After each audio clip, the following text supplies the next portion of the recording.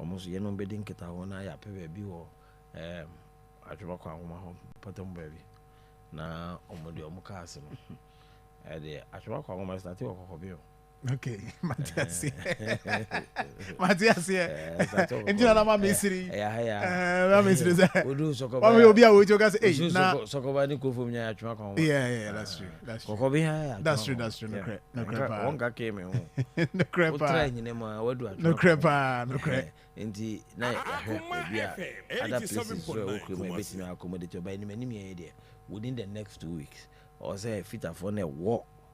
So be a taxi rank ni jina no me am never could visa pon mo no any if we are on also Robert ya obampa pema omutimi ya ase hwenye no omu nyina omo me me ka nyina so no mo so be a kwan no okay omo me odi no ho no mo nti o se clear nti e ho no be dual carriage ono be dual carriage nti e be sha ase na ye yi omu nyina de free ho se de be ya contractor no e bobo e ho menye be ese no kitimi yi omu nyina Akoma FM 87.9 within the next 2 weeks we'll move all of them out. Okay, I see.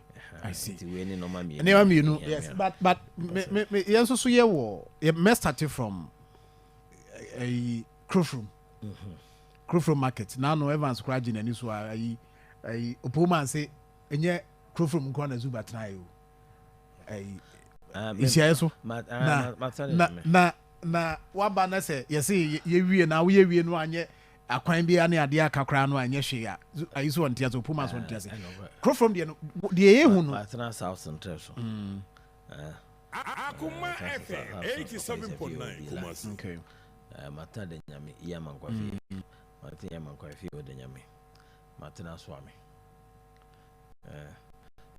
matena mso de semiko matena bom so matena masifio pankono so kaka na msatena masifio zo meduma matena pankono estate. Okay.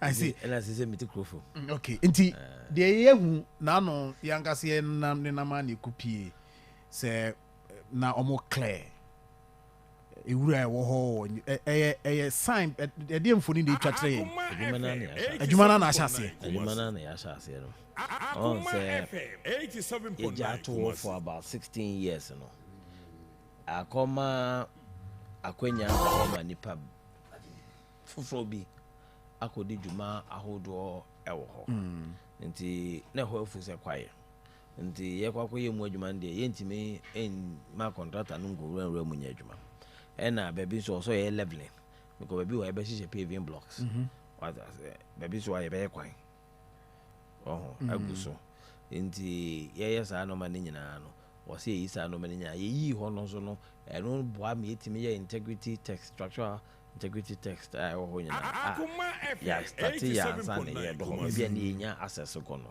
ne ya start Ministry of Local Government nipa bae as a president ko ye nipa bae be structural integrity test any consultant no ye di djuma ho bebre they say ye land preparation na o hwe yesim ye be holding as ye be sha age ho na fe contractor ne normal aka no de aba begum na djuma de na ekoso. I see. Ye wo gidi wa hwem say by December 2026 near we December 2026 near we ko na adwuma for adwadifo start your mukum na bajo data bibia wo ho de bibia wo ho yes e be wie na afi na amanfo betwe ho da awre ne de ya ye ne se nipa ye register wo and the number of sources be available no be catch. Okay. Nti ye dru baby ye hu se ye dru level a ha de ye wia afi be mama fo nya kwenya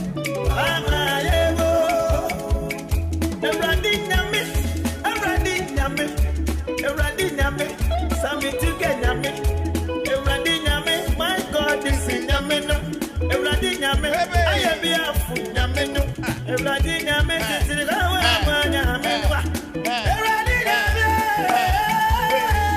wa ba yebo sami Ewradi nyame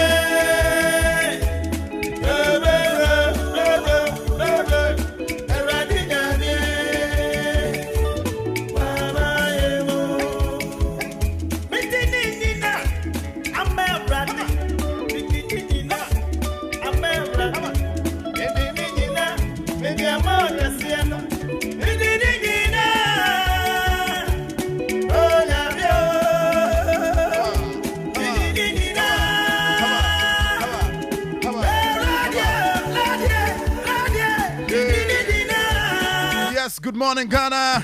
Ano pedi ni nyina be manyankopon. Yedi ni nyina be man. Ono kwa na sedani aye sari din. Pedi nyina na no pay. Yedi bo afode. Hey!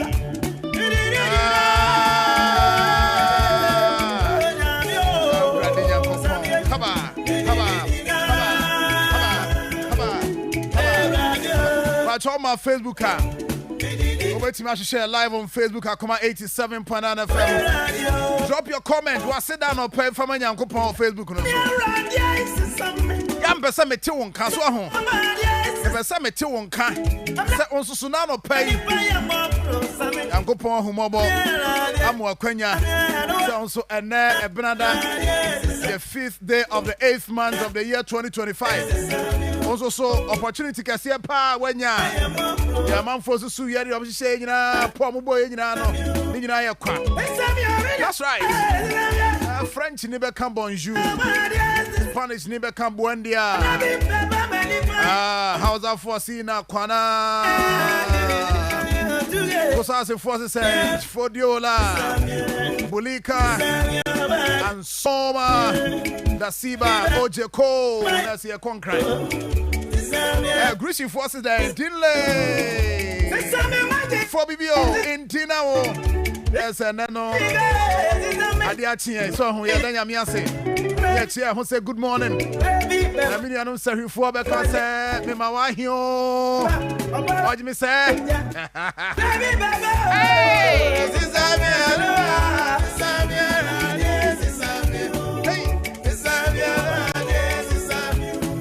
sometimes, I was say, oh, you see, so I be what said more time for who's also lose.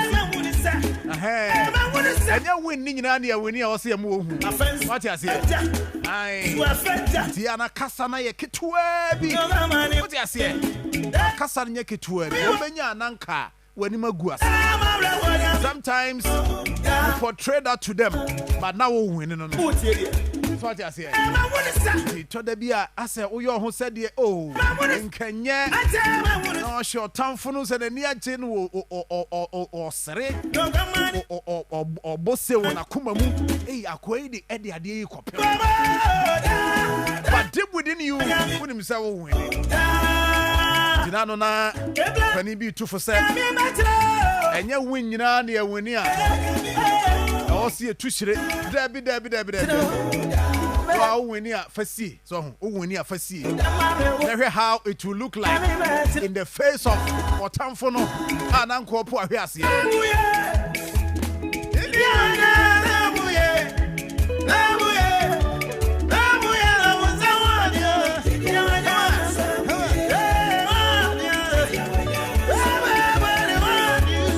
And Razuba by fear. Same pino de two jar. Oh, we are coin. And F-line command mini media.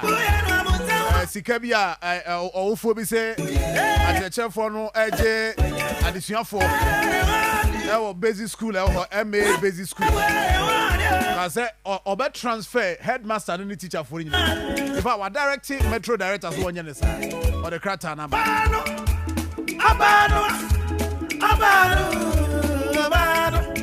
I try to pay my hair, I'm man, and go past as well. Coquia for how far? And they bring a brand new share. Yami are the one the 7th, which is Thursday, the enemy, an official season. I buy this OB now ahead of the season, I be no and price about. But Jonano will take you through. Are you happy or disappointed? But you young coupons is 032249 035 0243114497. Any Eddie John Marfo from Sir John Amejo. But you can crab be an pay na young queen. Good morning. Yes, sir. It's about Bacho young queen. It's about anywhere true. Chimin catcher. Aye. Yeah, my man of the need of the any November. Also, you know, number of that motive to a boy of fine. May I say hello, good morning. Good morning. Rabbi, Jaja. Na te say ewo ayi baby abutuo. Dumana afoboko. Aya na watu hu e de ama Amos nkemene wo sakra wo no ne ankasa miwura. Makra 1937 watu nkra de ama mama me. Obia bete. Yeah. Wodo nyanko ponzo so ase. Ne so ame ne belan. Yesu ye di ani ehu bi. Wo obia ne nya ne sa. Ne ye de nyame aya dum na se nya ne sa. Ye de aseda man pa. May I say hello, good morning. Hello. Yes, sir. Hello, mo Shaibu. Shaibu mo fi de nko fam kakra ma me. O de ma me fa na me ko the great mayor Honorable Zuba. Abobo ana ko fa me come ho. Ana santo da deputy secretary. The coordinator keja na pempe na yam mpa yese na me ko pa bi ama ya na pai. Yam fa na se dem di kuma fa ma ya kwa se yam mpa yese. May I say hello, good morning. Hello, good morning. Amos Kwaku Nkemene Sakrawunu. Ayana what to who the ama Makra the ama me why? 1937. 1937. Aye. Badia would be no. What I say must come to the Sakrawunu. The Moachi. The Joe. And then Otufonia Kupa to say never summer at the party. Yes, and never somewhere home. Amen. And next Tuesday, you better create me chairman, Honorable MC Joseph Samankwa. Bye-bye. Thank you very much. Last caller, good morning. Good morning, what is that? Yes, sir. It's from you. Yeah, Chikro from Mini Amintio. I'm coming to my band now, but some of you boys, Yako. I know I hear about what's on market. I didn't shock my friends for you now. Amen. Flex say, Grandpa, say good morning, Sir John. Say good morning, cherished listeners. Good morning, Ghana. Thank God for Anopay. Isaac Akromasu will share free Germany. Say good morning, Sir John, your team. I'm enjoying a powerful show live here in Germany. Baroski Asisriwa, I say good morning, Sir John, from We Association of Cocoa Farmers of Ghana. Sir John, we are sad. All right. And I think so. We are Benji also here free same fancy say now also Chiani MCE. I'll say wisdom I say Boama. Tata Alex also here free in hini. And I feel Jerry John Owusu Safo. Father for all. I'll say John Dramani Mahama is doing wonderful work for Ghana. Aban Papa ba Ghana. Okay, right. I was here. Yeah, quite often we see a ready. Rooted in friendship, empathy, and the enduring historical ties that exist between Ghana and Palestine.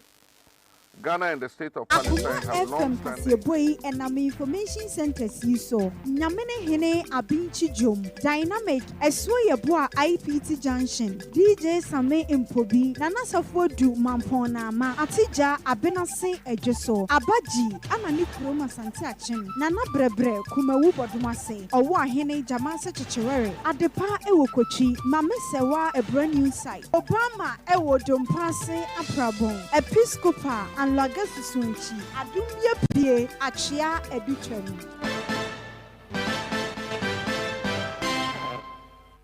Yemetie fo nyina achi abono nsia ha ye de otwe nso achiri pon kra no pay semudo asemufo asone so de amaye se anopa no nsia kase ye de ebesomo ya tren kase mu kumase asokwa ye ni kumase city mall no one main gate no ene di enhwe ni mese wa anya bre ne ko Facebook no so be be ehwade no 87.9 bosha on me bio pe ka so be like no ahye na afoforo nso anya bi ahwe anya bi etie ensem kro ya bebum fumpa radio garden radio box nso ebefa nsemi ede amaye no pay and some of the Elson Cassiemo, young family as PSM hybrid Montessori school. Hybrid Montessori school, one more a putuja, one more bay, a buy school no, I would do one more, one bebow. Now also Obano and Yatanabia Obanyan to Tiamapa. I'm also Nabrabo, Iron High, Ediama, and Chiman, so irons and now Amawonum. And open some of the Elson Cassiemo. Near Abeto Ja Ebi and say, I did she be a one ever bankroja. Wonum so ewa joso mensinu emu asantimantemu a wonum esrem penifo ene aban se wonum twen a ewo se wonum fa so na twen no ebu be enfie be emiensa ko enum enie won be srem penifo se sa brede wɔn bɛhia so mbɛyɛ twe no ɛde ama wɔn nti sɛ nsuo ahyɛ aseɛ sɛ tutɔ braa na wɔn ɛbrɛ ɛwɔ hɔnom. National House of Chiefs nso ɛde abɛto dwa sɛ ɛko a wɔsɔe ɛwɔ galamsey soɔ no ɛbɛhia paa sɛ wɔn bɛtumi ayere mu se pampee na mekyerɛ nananom atra nkonnwa bedwa kɛseɛ wɔ mɛmu asɛm ɛna yɛka no pɛ yi nsɛm bi ka wɔ anim a yɛde ɛsom sa anopa no nsia kaseɛ midi ɛne nana ɛntwi bu asia komitwa me ho aba me ba nsɛm nkyerɛ mu ɛbɛtoa so.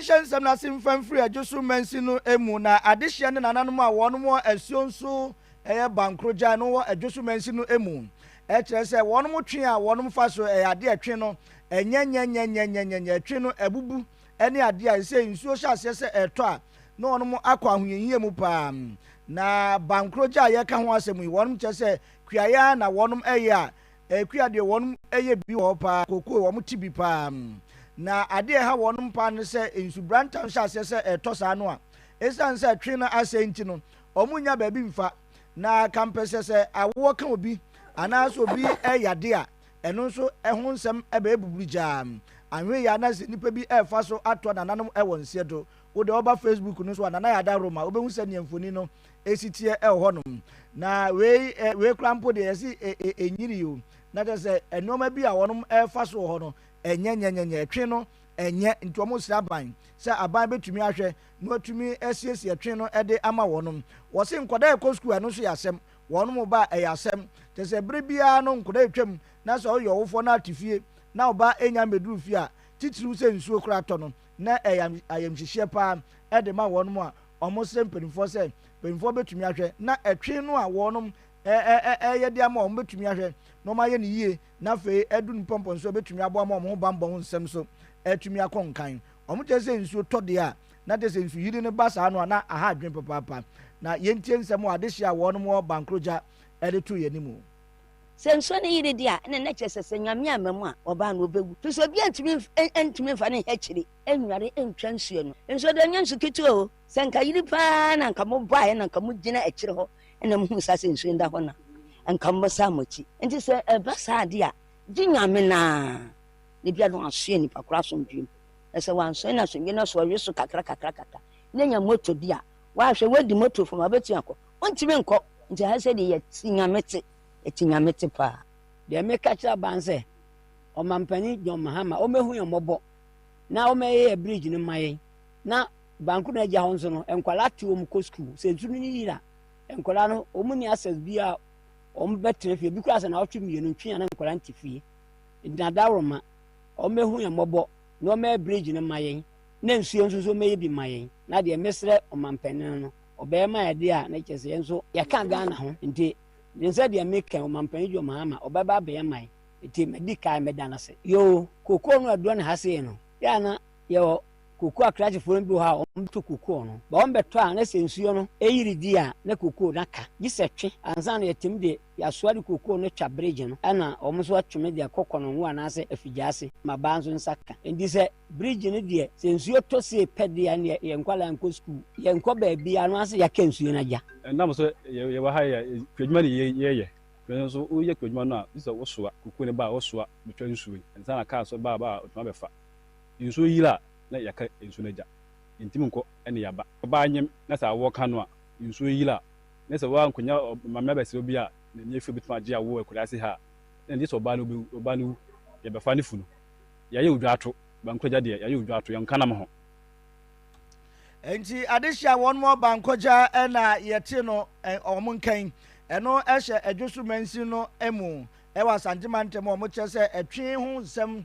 ɛyɛ adeɛ a wɔnom ɛbrɛ no nti nsuo tɔ a na ama wɔnom ɛkɔbɛdie ho nsɛm nso ɛyɛ adeɛ ɛha adwene papaapa ɔmo bɛsɛ mpanimfoɔ sɛ twe a wɔnom nam so no mpanimfoɔ bɛhwɛ na watumi ayɛ ne yie de ama wɔnom na yɛnkɔ ɛfɔmɔgudi a wɔtu ɛnam mmrakwan ho nsɛnsɛm ɛso a national house of chiefs atena no emu na nanom atena nkonnwa badwa kɛseɛ no emu ɛna national security coordinator owura abdulrazak osman ɛnso ɛde ato dwa sɛ ɛne aban egu nhyehyɛ so mapa sɛ wɔhwɛ sɛ nhyehyɛ a wɔde ɛko ɛde ate ɛfɔmɔgudi a wɔtu ɛnam mmrakwan so no wɔbɛtumi ayere ne mpewam na afei ɛnkɔyɛ ɛko dadaa no a amfa mfasoɔ biara amfa mmerɛ ɔman wɔde nsɛm tu dwa no akɔ akɔpie mu ɛwɔ nananom anim a ɔne wɔn edi nkɔmmɔ ɛna ɔbɔ saa amanneɛ nhyehyɛ aban no ɛyɛ sɛ bɛyɛ a ɛko a wɔnom ɛhwan no ɛnkɔyɛ nea ɛmfa nkuguo ma na mmom ɔman no yɛbɛtumi edi nkonim ɛwɔ galamsey no ɛso.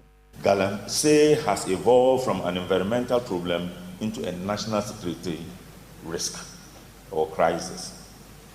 When community can no longer drink from its river, when farmlands become wasteland, when the young people see no future except in the destruction of mining pits, we have not just as an environmental disaster, we have a perfect breeding ground for criminality and social unrest.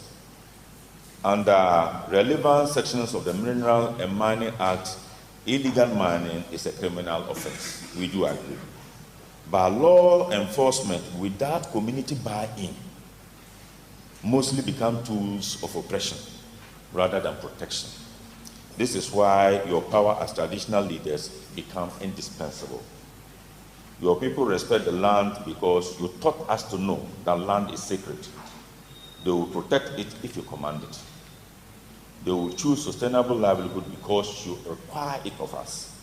You are not only rulers of people, you are guardians of the land. Government is determined to fight this canker. A multi-agency structure referred to as NIMOS, that is the National Anti-Illegal Mining Operations Secretariat, has been established by government. We are humbly urging your Royal Majesties to support the mandate of this to enable it fight it well. Previous mechanism had failed because we had concentrated only on law enforcement, but now we want to do it as a multi-coordinated agency approach. Ora Razak Abdul Osman ena yetin nkan ono National Security Coordinator obepiem na atrankonya bedwa kese wa Santema Ntemu meche National House of Chiefs ena odi nsem etudwa anamo aban na etu enhyehyɛ a wɔyɛ sɛbe a obetumi aboa ma efomogudi a wotu enamra kwan so ho dwumadie no obetumi abrɛ nase ɛwɔ memu yenkopie mu ɛwɔ menhia fikesie mu na ene abusua the legend Daddy Lumba wodamo enso etu anamo a yekasai amamre ne amane kwas watumi akɔbɔ asantemawura opimso se etu abebi otoso mienu enfa enei the legend Daddy Lumba twa watwa nani ahwɛ ban se mpemfo ekyerese ba ne se nu a na ɛwɔ sɛ amamre kwan so ne amane kwan so no omutumi ekɔse opimso yie ɛno nti sɛ ne amamre ne amane ɛte pɛpɛpɛ ɛno ade abɛtodwa sɛ abusuapani Kofi Owusu Buahin ɛne nananom a wɔnom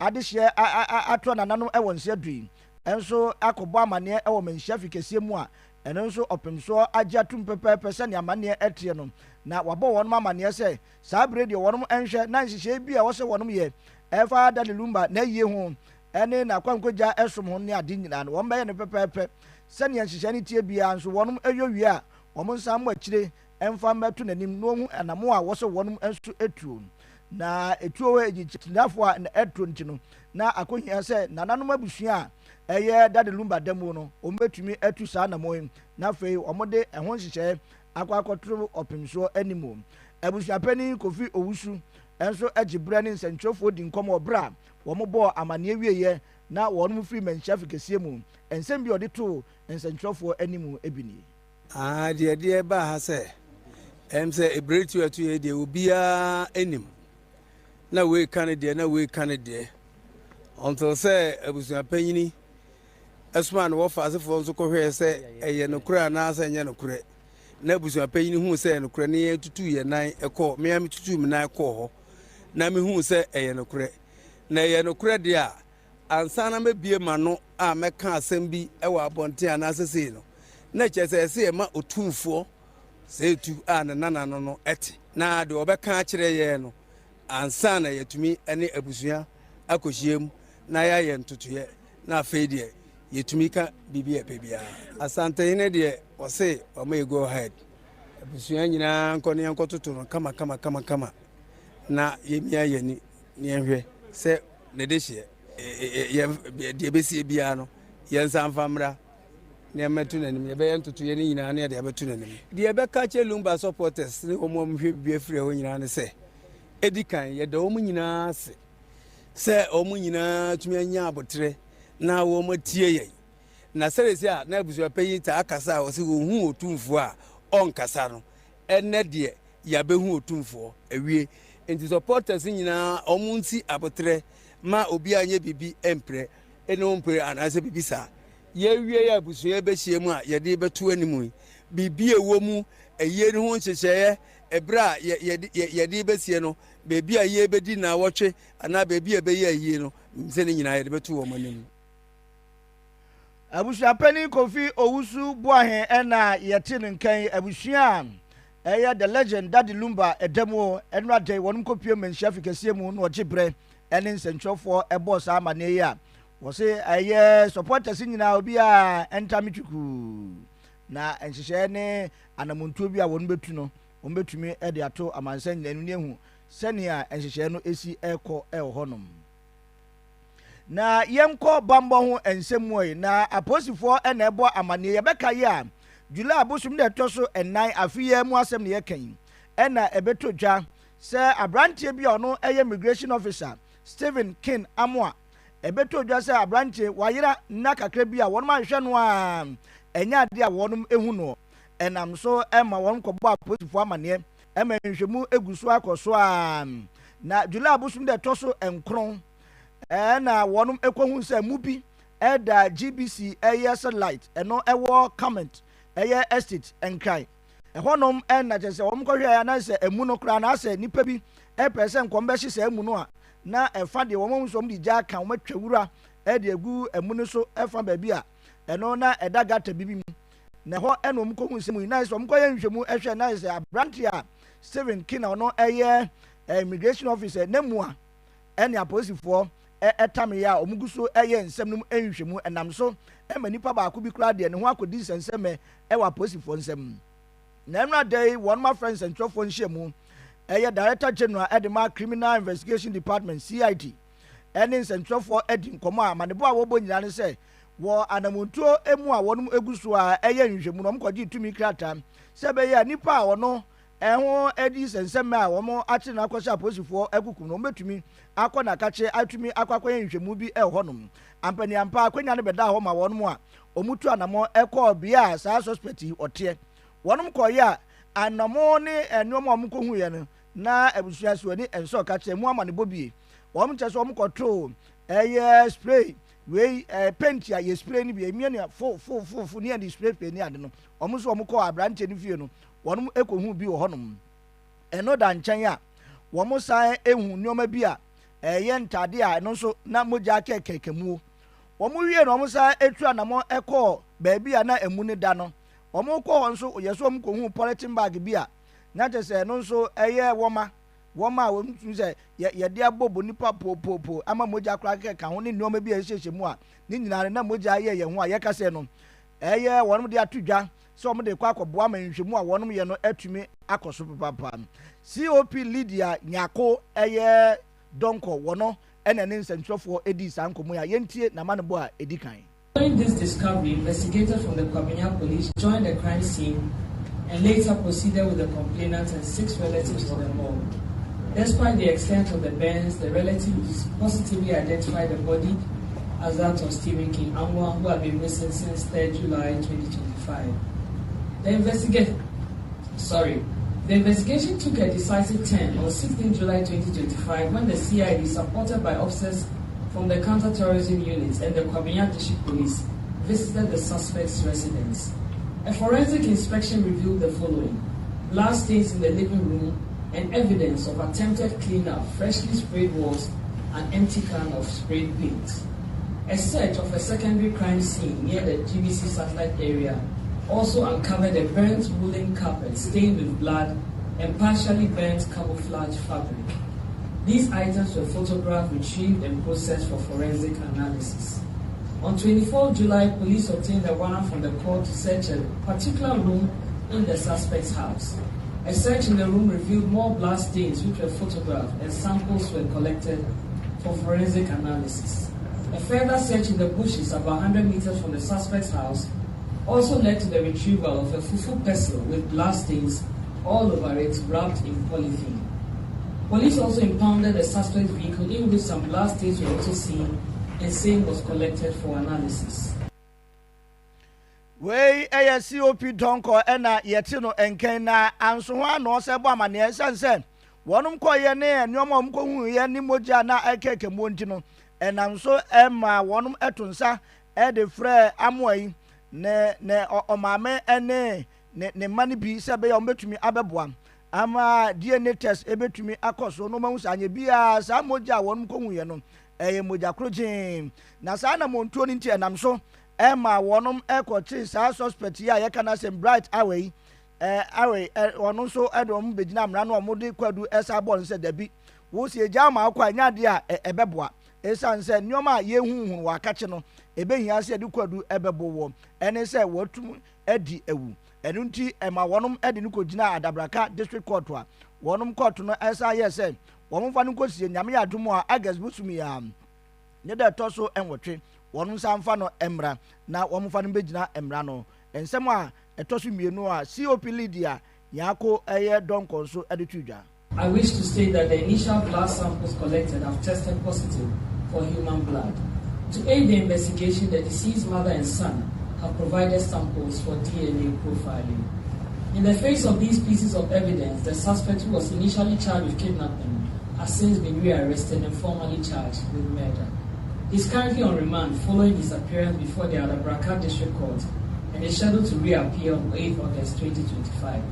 A special operation is currently underway to identify and arrest his accomplices, and we are following other vital leads to gather all necessary evidence against the suspect and his accomplices. The Ghana Police Service wishes to assure the public that the investigation remains ongoing and that every effort is being made to ensure that all the perpetrators are brought to justice. Enya TA COP Lydia Yako Donko ena yetini ken Director General Edema Criminal Investigation Department CID Edema Ghana Police Service ena yetini ken Hybrid Montessori School si for abane bra no meje titie na ono nso emeye kunini ewa brabom won mu aputuoja won be aban school ne yeka ya bomode ne boaboa ho nyame adomo a academy year dey edim ya omoje nkoda no ti for abane ko ho no nkonya tena bia obenya ntetia ono nso be yokunini ewa brabom eputo jauduru hon mu aban school nchen wa ho e na be hu Hybrid Montessori school papa e wokumase no no 0241653131 0241653131 and 0544282179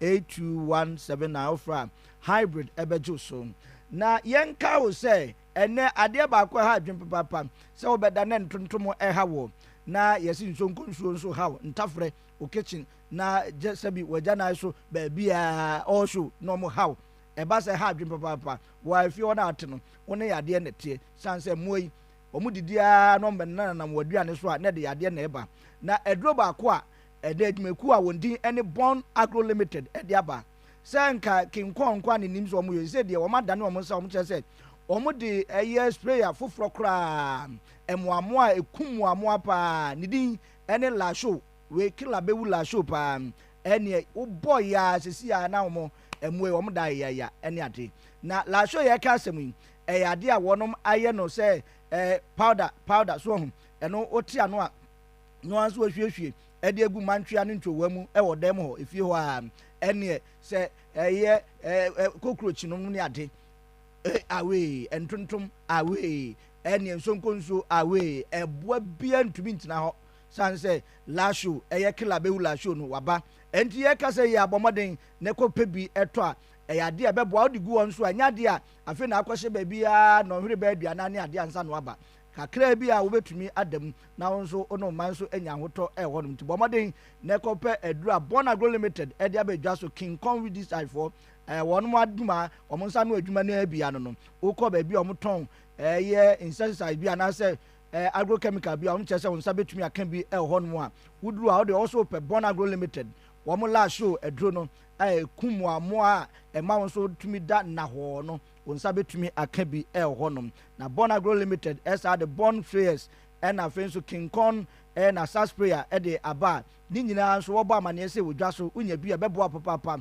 na adwuma bi a wɔyɛ sɛ kurani no nso ɛnɔma atumi akɔyɛ diama na mmom wɔ so kɔpɛ bi ato akae sɛ wɔnom ahyɛ nsodeɛ no ɛbɔ ho 0246519012 0246519012 fra wɔnom ɛbɛgye so nyame yɛ adom a meme dɛ ɛbɛyɛ bɛdi fufuo so ho ɛyɛ fufuo na nnwumakuo yi wɔnom adarom a ɛna ɔmaka bɔ mu a yɛne ɔmu nyinaa ɛde fufuo a emu dɔpɔ ɛposim yɛde ɛbrɛ wɔ Betty's Kitchen wɔnom ɛwɔ Asokwa Freeman Hotel nkyɛn hɔ a Stay Bright Choba no nso ɛwɔ Adwin Kwanta ɛde kyɛm so Sisi Choba ɛwɔ Tano so ɛna Ɔbaafo wa nso ɛwɔ de kyɛm so Overhead View Choba ɛno nso wɔ yɛkyi he yɛ Asokwa Astrotef nkyɛn hɔ a ɛhɔ ɛna wobɛhu After Hours Choba and Drinking Spot ɛno nso ɛwɔ Aloga Airport road hɔ nom yɛ friends rains ni so wɔ no crossing hɔ na ɛhɔ ɛna wobɛhu wɔn mu ano nso wɔn ɛboa papaapa ɛhɔ no mu a bɔmmɔden na fa ho ɛhyɛm abɛn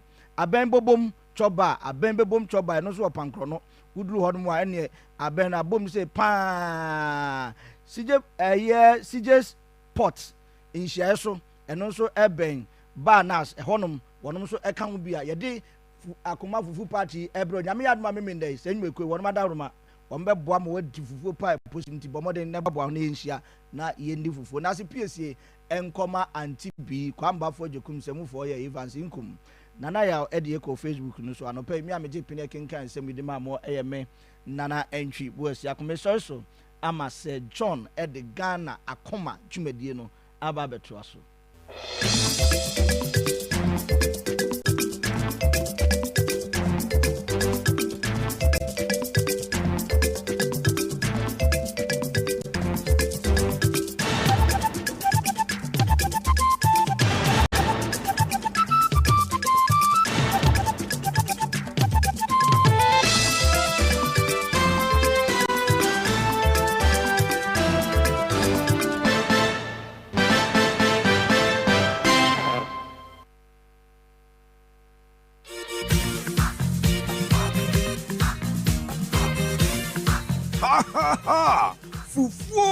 Fufu Akoma FM Fufu Party deɛ wohia ne wayo a ɛyɛ free wei ɛyɛ the 4th edition of Akoma FM Fufu Party afei deɛ ɛbɔ so Memenda 9th August 2025 ɛwɔ Asokwa Municipal Assembly New Asafo MAJH School Park no so a yɛbɛdi fufuo ne ahwɛ kayɛ sɛ Akoma FM Fufu Party ɛyɛ free deɛ wohia ne wayo a aboafo madama yɛde Akoma Fufu Party de bro ɛyɛ grow fine about tonic makes you grow fine medima for about clinic Dr. Time da so Pomo tomato paste ɛyɛ pomo no Ayiko seasoning powder ɛkɔyie pa Akoma FM Fufu Party ɛyɛ free deɛ wohia ne wayo a yɛ media partners ɛyɛ TV3 Onua TV 3news.com ɛna Onua online. Right, Abusian, there is hope. Yabako and him now no pay. I heard said ye embassy. Good morning, Ghana. Once again, Yamuachemo Akwaba. Miradu Tieku is on the line. My uncle, Yanino, Entin Free on a fee. Yentin Simira Mathieu. Major Sosa. I cried me patch also here, dear. Yamiadum. He's also here. Yamiadum, Hoya Pa. Hoya Pa. And you heard said the embassy. But that's in a match here at your phone. Yahwɛ anɔpa yi wokɔ mmea bi te sɛ Costa hɔ nom ɛfiri nkran Cape Coast Takoradi ɛne ho mpɔtamu a ɛkyɛ sɛ nsuo no egugu wɔ hɔ paa gugu anadwo yi de abɛduru anɔpa yi na saa na ɛbɛkɔ so akɔpem awiaberɛ no na wokɔ Ghana atifi fam nso a yɛhwɛ sɛ anwummerɛ no ɔno nso so bɛsane wɔ hɔ nom saa nsa aba mfimfini fam a mmea bi wɔ no ayɛ kusu ɛbɔ no ayɛ kɛse ɛna baabi nso a nsuo no egugu ti sɛ nkranza atebubu ne mmɔtɛmmɔ de nsuo no gugu anɔpa yi a na yɛhwɛ yɛ ne yɛwɔ Kumase miamia bi wɔ ma nɔpa yi nsuo no bɛpetepete kakra na kɛseɛ no bɛyɛ anwummerɛ na kyerɛ sɛ ɛfiri bɛyɛ no nsia no kudie mu ɔden kakra ama yɛn nti ɛnɛ nsuo wɔ hɔnom a ɔsɛ yɛde nneɛma nyinaa toto yi temperature no kɔma ase ɛbɛkɔ 27 degrees Celsius. Nti mira ni nyinaa mu sɛ ɛnɛ no FM ɛbɛfɔ ho. FM bɛfɔ. Yes, mira me that's it. That's it. Abusuafo a friend adu tieku. Ɛna no pay otening nka ɔde sɛ de wie mu ebesi ayɛ ɛde ama yɛ no now. Ɛna no pay yɛbɛnya brɛ na nkɔmɔ bebree wɔ hɔ no ayɛ di.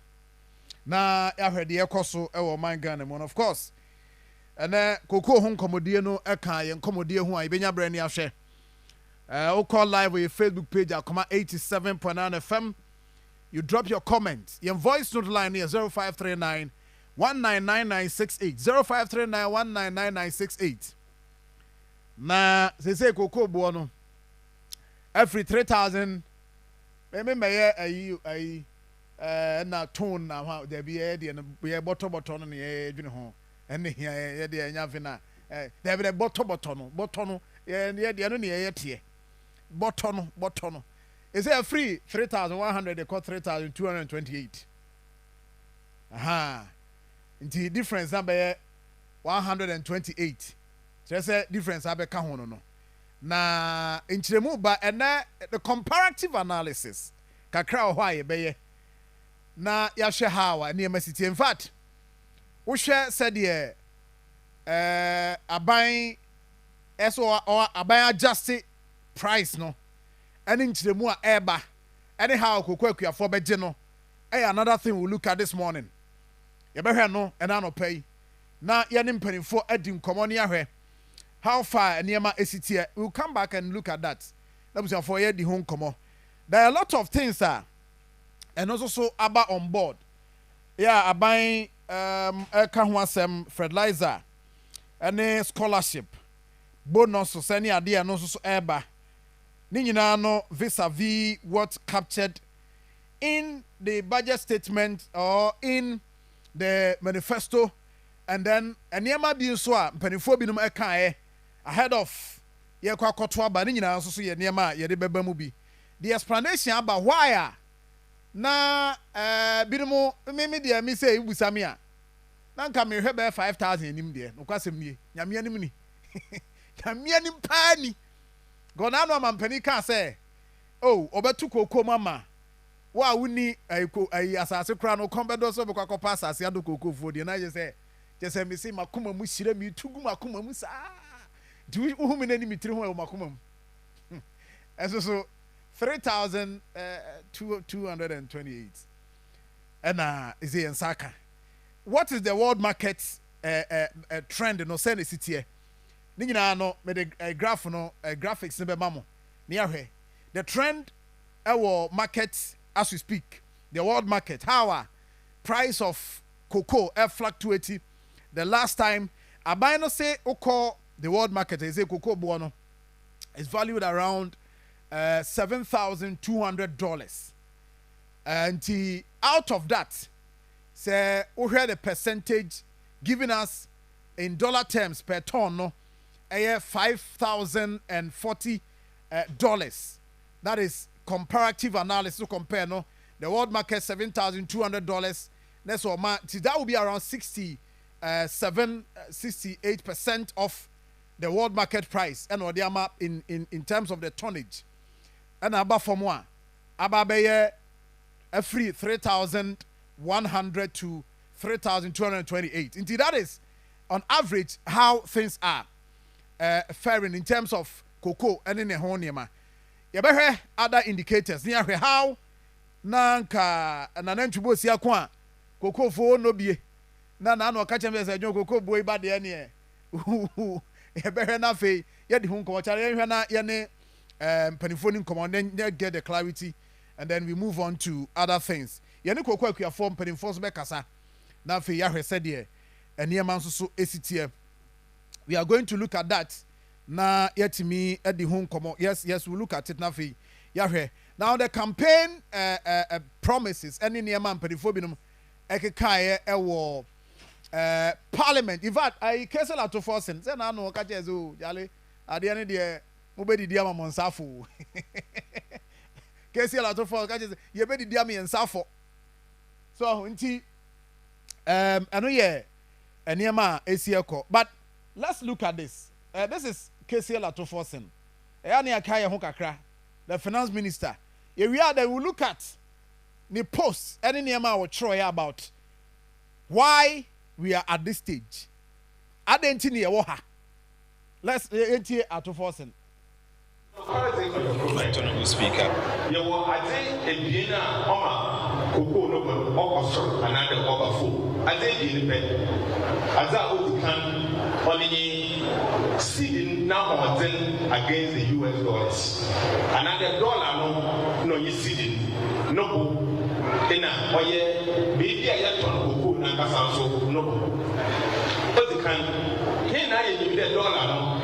Now, why is it my city no wabafo? In Kano last year in a city to $1 or 6 cities in the upper 11 cities. Them Sasunti, or many beer, your ones and beer, 7 year crabber, your ones and beer, and so your cotton or manani. It is a crab true, you never groom her. Next is a city no bono, Okufuma, Obama no bono, Petro no bono, Osra. The mountain is say, if you cut on who are mananea, let's say, no, now was in the performer or they in your home fast.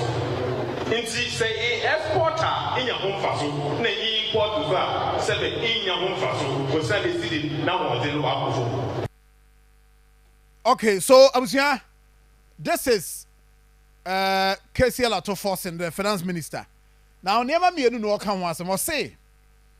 Cocoa ne buono, the ma a buono, yet ye a determined price was here the ma.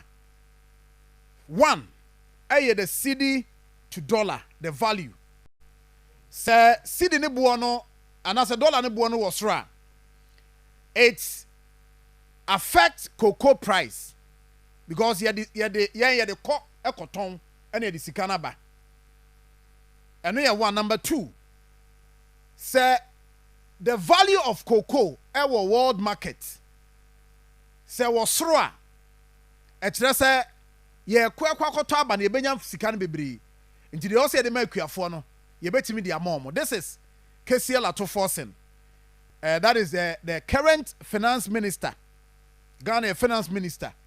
Now anopai say utie ne ane ebo mampani so audios be about cocoa price and ni focus and I say enema opeso ye de makuafo yentie mampani so kakra. And a way to revamp the collapsed cocoa sector.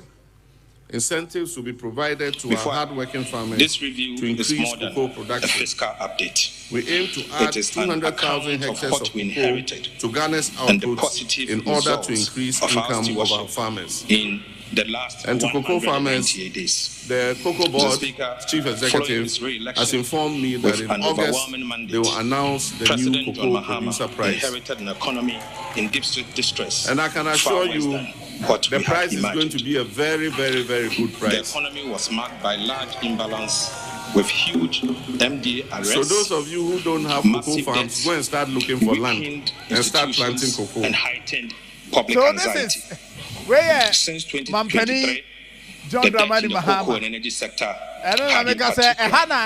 pose significant fiscal risk to the Ghanaian economy.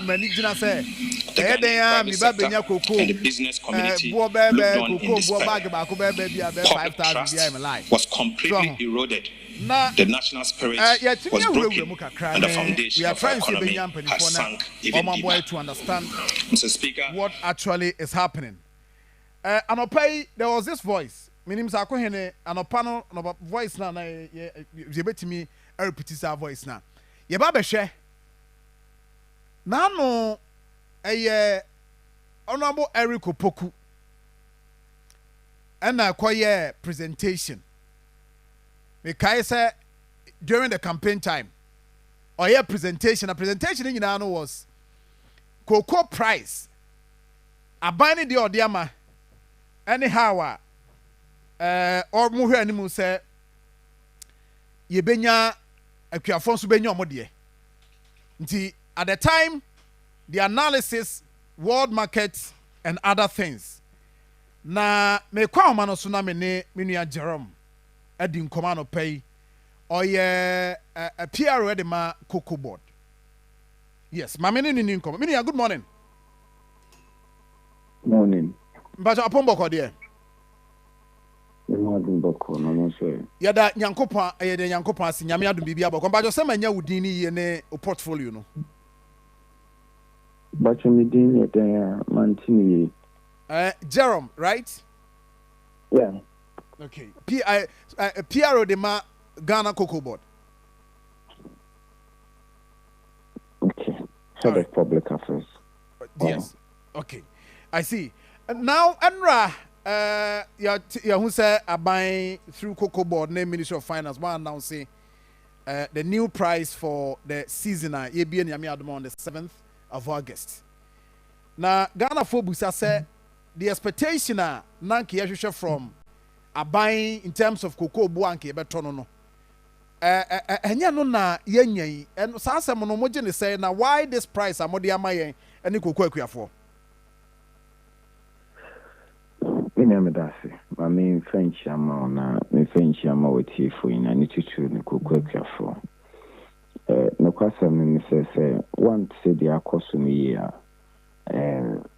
obia also obi feel say expectations no enya dia ye beti but otia say ya obi hunu baby fi ni baby a aiden ababitru am say ye bunkunta ni bia efa the previous year ebo akoko board edema kwafo ene ebo akoko board edema kwafo now for the purposes of education and I say ebo abe. So we share as at last year, 2024-2025 season now. FOB and a gross FOB cocoa board under the previous regime no. At the buy any 4,850. Sabre na farmer share and I say create chefa a woman no $3,100. It is at $3,100 no boom contana aquaco 63.9% of a year.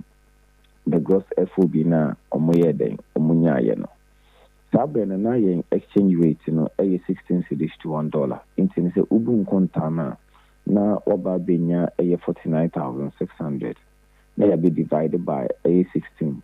16 is answer 1 ton bia no 16 bucks. And then ma yenya 3,100 Ghana cedis and that's 31 million. Going forward now, a bona omobona and rano, 5,040, representing 70%. Now, say, Osha Kefia, Uchimi Human say, a bona movie from $3,100 to 5,040, almost $2,000, specifically $1,940 iodine about become in American dollar. We know represent a 62.58 increment. Not just as a shesicano or brunificum as America sicanima, yet tokukuna. Na affairs there a cheermono, and no. And so yeno ye almost $2,000. However, because I say, Osha a CD equivalent now. Na eboa wo de aba beto so no say 128 Ghana cedis. Now so no nsonso ya ewu mu ene ade asesa ye nhwe ni ye say enyema mienu bi pa di ahim ewo cocoa bo no emu. Sa nyema na di ahim no ba ko o exchange rate. That's what I say. Yes.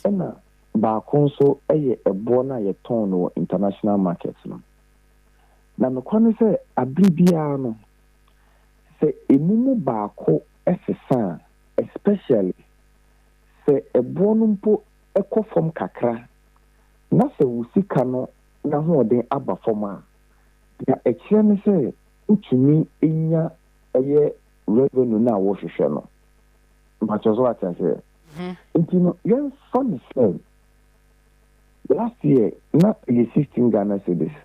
Not a bonus so ye ebia $10,000 per tonner. When we say Ubun Kontana, Ubina 160,000 Ghana cedis. Mpachawat Masi. Ubina 160,000 Ghana cedis. Now, young fan say ye koye ni muno. A bonus swing a month from a year $10,000. Abba Ibia base $70,000. That's what it. And I'm about 7,000 $7,000. Once a swat at 3,000, and I'm about a swat is at 3,000. My young fan say, we exchange rate, I could do your base 22 Ghana cedis. It's 22 Ghana cedis, and I say be 23 Ghana cedis. Ube say in terms of a year revenue now, and ka ube lose, because of exchange rate, and ya dia why then we losing them wetimi krampo I then enya more because what we benye be 161,000 just a 1,000 difference about the count meaning say ya make what I say me tio pa me to ase de o kan yes so what it meant mean say abribia no o exchange rate a very key factor e be determine say ubenya sika dodo anase wonya sika dodo in this present situation you will mean a bonus when a messenger. Number two, we see the non who then I then akosoro. And automatically wo revenue analysis ka unyano. That's why then. That's what it. Now so found say that's what no. Oman penini to me ama 70% representing 128 Ghana cedis increment from a bono ABC den ene. And you know, one say I see ye the kind of situation now cocoa board and as a binding name Musiana also be made in Komaka say, oh, meeting expectation. But me know because there is no indicator. There is no indicator and as a factor. Actually say I was say a bono. Could do that expectation now. It be a then. Yeah, expecting. I see. In this situation, no, say because me na me monitor the world market price, no. Fluctuate. Fluctuate. And static. Say within a period, the 7,200. We got a point. About credit to $7,500, $8,000. Into that fluctuation, no say a banner within the period the could be a season, you may be a season on Thursday, no. You see a CD, no, yes, and why a ding. World market price number from yes, I agree with you. Because about from the last time I checked down or pay project about minus 0.26%. That's about from lower. But a fluctuate in this situation now it was season. What is the assurance Obenya say price ni pijani mu? We are not praying say you see the no buy hata nemum say you see the no na ho den kofa mu a. Aban be kan bibia check okuafo and say we continue to be in that situation because the sad analysis be pain. At the time within the season na cocoa bo aye din world market. And Ghana benefited from it no. It was in your analysis here some years back. Until what should the cocoa farmer expect if said the year can ye because of course until we have to accept it. But say indicators now here can one sem no start to say pigeon more. What happens to the farmer? Yeah, also what you say abribiano. And found one situation of a ban, creating sika de yemfa yensanka. So no. Creating no effect there. However, say a bony peaky could do level be over. So when say a year variations will bony muda. So no. In such a year a woman. Intimate says I brainy doa. PPLC na etna say a shisha bono. They will go back to the drawing board and come and say something different to a stakeholders nina.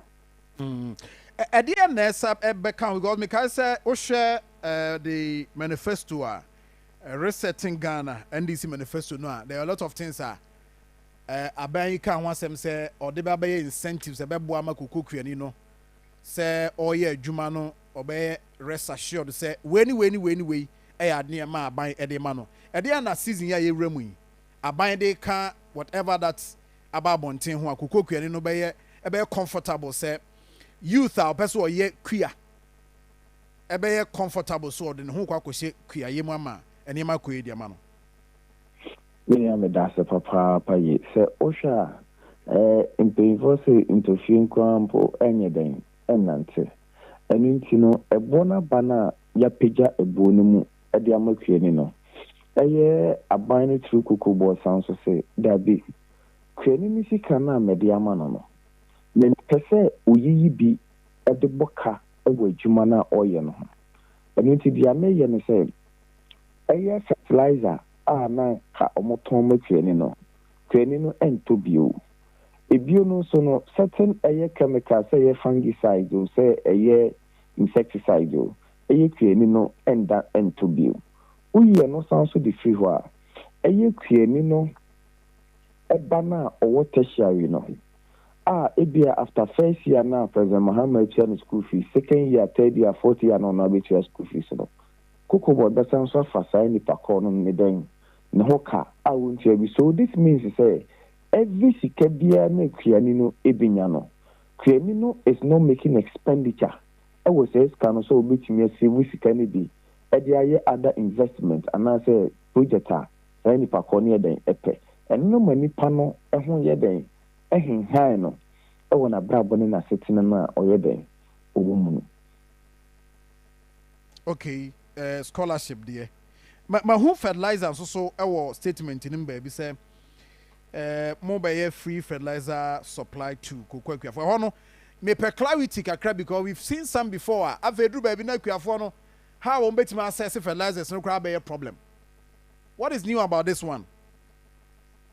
What is new about this one is said the control as at 2015-2016 na distribution of free fertilizer no that when Rebecca said the project was a novelty. I mean, you know, from so ba no bi den e baaye. However, sesiano yewo data for kukwekuafo. Intin so wo data for kukwekuafo a o sanso nim omo obi afu ne dodo any baby a ewo.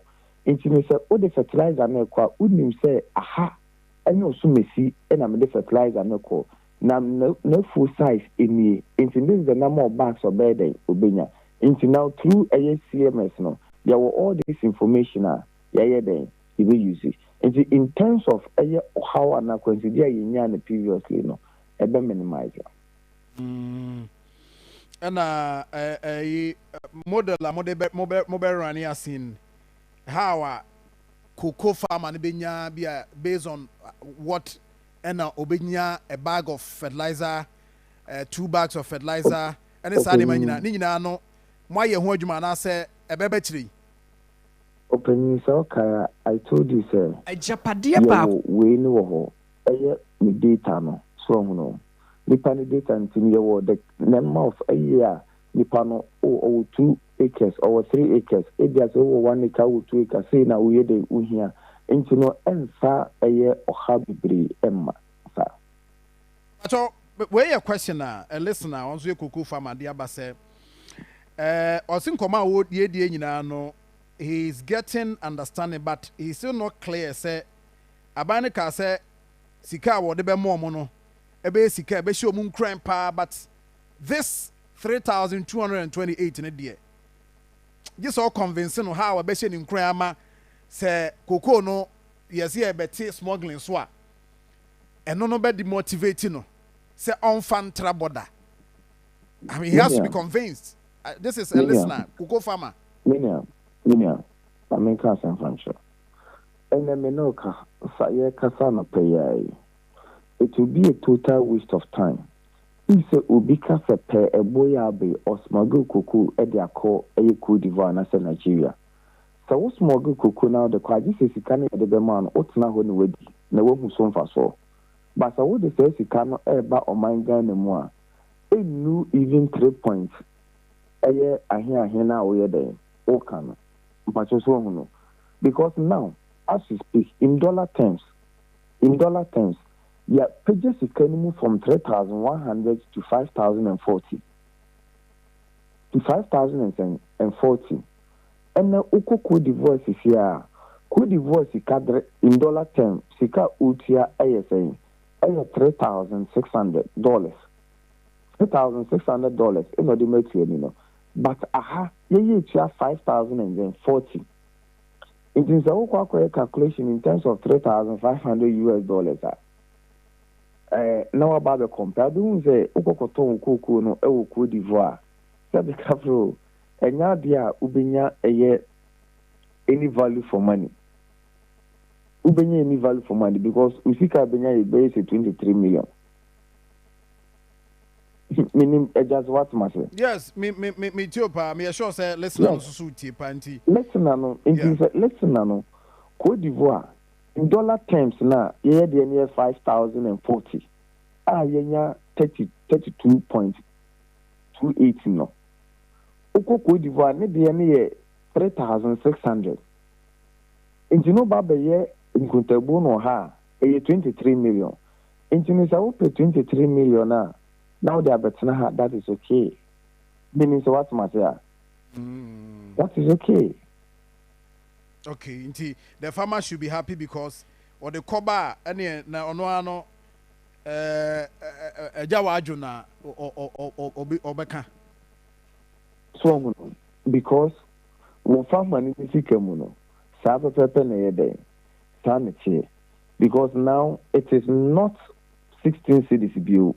But instead, saying, 10 points, 10.25. So, 10.25. And that is how then it's here. Finally, Minia, I've enjoyed the discussion, but finally, Cocoa Board, my meetings, the name of discussions, I'm take into consideration the presentation, Honorable Eric Opoku some time ago. Mentioning an amount and whatever went on within the campaign period. Emma, now you have expected much from Cocoa Board this season. Okay, one. This is the argument. One, Honorable Kupoku, one individual. So as I say, one individual, NBC, will make he a submission as at that time. It's and only number one. Number two. Submission now when you for Kupoku make you know. Ubisa say o making a trust aqua and I say not winning so be. How better not opinion winning so me in a so back you say in Sikano. Na aya hata internet say a boying because I will exporting that to Sikano hata. It means is if you vow. Number two, not a born on the international market no. If you are because a spot price no. Na ayabia ayede akoso. So the argument was yes, even though no only spot pricing, for it sales into no one lucky price no. Okay. However, because of baby na ebona kwa drew aburo so into no enka utumi revision and I will review price na at least in gebet me a shape kwenini crying kaka. Into no review price, nanka me a say, sa analysis no enye bone. It wasn't wrong. But today, there's nobody in MPP who can make the same analysis. There's nobody. Nobody obey me analysis say cocoa farmer deserve 6,000 Ghana cedis back. I would say nobody, I'm telling you. If any panel say on what basis or factors, the yes I don't know. Because my achieve the 70% analysis, no. Apart from say you achieve 70%, no. Minia, on the international market, you should even gross FOB of 7,200. I will minister a statement in Meboa. Yeah. And yet, baby, a bonus is here, and then a man 72, 75, and a honk account. And yes, I understand. Yes, a range between that, a okay. 7,200 in impono. You need 1% impo in free move. You need 1%. Cocoa board and 5K and I buy and 5 impo. Only fee in free move. Now, multiply $7,200 by 10.25. But you see, I'm go for na me attend to other. You see, I'm unya saying. Minya 73,800 divided by 16. 16 here, the number of bags, 16 bags. By 16, emame 4,612.25 Ghana cedis. Okay. So what we say even the Cocoa board decided say a gross FOB na when you know or the 100% meaning after much na that's 6,000 or more cano in so who on earth in MPP can make the argument say I was say I buy me chair 6,000 or more? I see. I get it. Right now that means me cocoa and I was expecting around 5,000 at the time and now discussion the command penny crack can say obey increase yama ye kwando cocoa here. So this is the reality.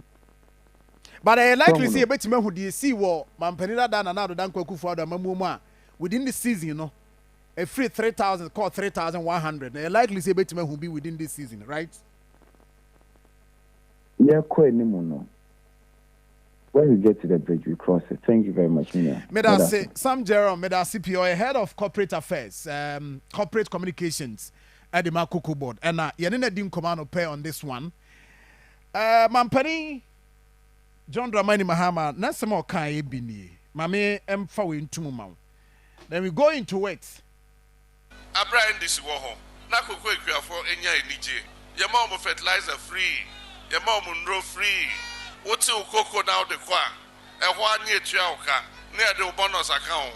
And then so the cocoa Juma no go. Share a Juma, a Juma, a friend of produce buying company. Answer na Mefi Akunyano so. Produce buying company qua at Ghana cocoa 30% almost a torturing a call harbor, a call shipping. And then so, besides produced buying company, a good bosom dunia, intimate chair workers car. Almost the Kama bank, a better train on trucks near Mubiako. I just said, BPI at the Mobia, Omotimia Jesso. Na, yes, or sono, Nedabrandi Crum, or sono Nedabrandi Crum. Nana make a seven bray if it say, Yena Yenimnia, a dianim, Nia Famuno and few tree. I was said, Yenya a baby, Ephraim. Na yedisia say 7 November ye kwotwa bei e wo say ye kai say enye obia oba be hye bo akese ena otimi bekura oman e ma ye hoton e penyifo say enye bibia ye shine ena ye sika bibia asay e wo Ghana ha. Right, so this is President John Dramani Mahama. Enti enema bi o kan say or the better 2 year our cocoa sector no. Now so we call NDC the Reset Agenda Manifesto no. Resetting Ghana Manifesto 2024. Page Mbachobi o nanka ne me akum. Page 41. ABC page 43. Ekasa de fa cocoa omo plan for cocoa, the cocoa sector. And on a mampany can want some this year, you know. Or say the next NDC government will reintroduce the provision of free fertilizer, improve seedlings and agro input to cocoa farmers to increase yield.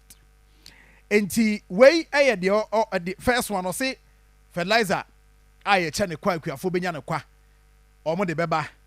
And after so cocoa no intima no so seedlings na ye two equitimu no almost say I say and also so one be ho adwuma and after enema beboa ma say dry de bebo ene akate kuma akate ne sa enema na aban ne be ye to make sure say ye be increase cocoa yete in a season no abane so be ho asem and o kan bi wa ha de ba ko kan e na o kan PBC asem PBC the last time were you for ba ha yi PBC for ne ba no omo no omo babo man pani aba so say omo hu science I kire say positive impact bi start ba e PBC now omo crack can say likely say for about 4 to 5 years. PBC ento cocoa aban ne ya produced by company. Woman kasa also aban resource no mutimi tono. Omo ba ha omo say for about 4-5 years. Na omo ntimi to cocoa ababa akokora mfa man aban. Now no omo ba omo say aban yen hihye be boa omo mutimi to cocoa. This is what president say. We sasem we ayebo July ya. We July ya ho asem ne yekan. Enti this is one thing mampani so almost so aban na sate oye ho adwuma e wo ho. Now the only thing and say we'll be monitoring because utie Jerome say government be share scholarship e de ama nti kokwaku form ma e wo universities ahodo no. What will mean is that after we stress free na ebetu ama first year no, second year you are not supposed to go for even student loan. Kokwaku ani ne ba ebe benefited from it. And then no, listen. Abai, sa de na wa kan de ye nyina de ani be show because some time ago na free senior high school and ya nanka scholarship eye man kwada wo mukọ senior high no. Na nkrofo ten kran wo mo so se kan mu da wo mo ma na ekọ de enjoy scholarship no. Na nkrofo ten kran womuti air condition mu scholarship ne beba na obekọ down ama kuani na benefit from no na kuani no na o say edu ba bi kura bi mu tua sika akuafo no bi yesa adwo mu sika so mu nya na kura mu a ye ko tua sika ene de per scholarship. Enti if this is what is coming, then it means that minim se bi abekọ akọhye minua Asafojei ni secretariat what they are now where the cocoa board now the be handle na dia. We are going to make sure see a need the chire because over the years ekuafo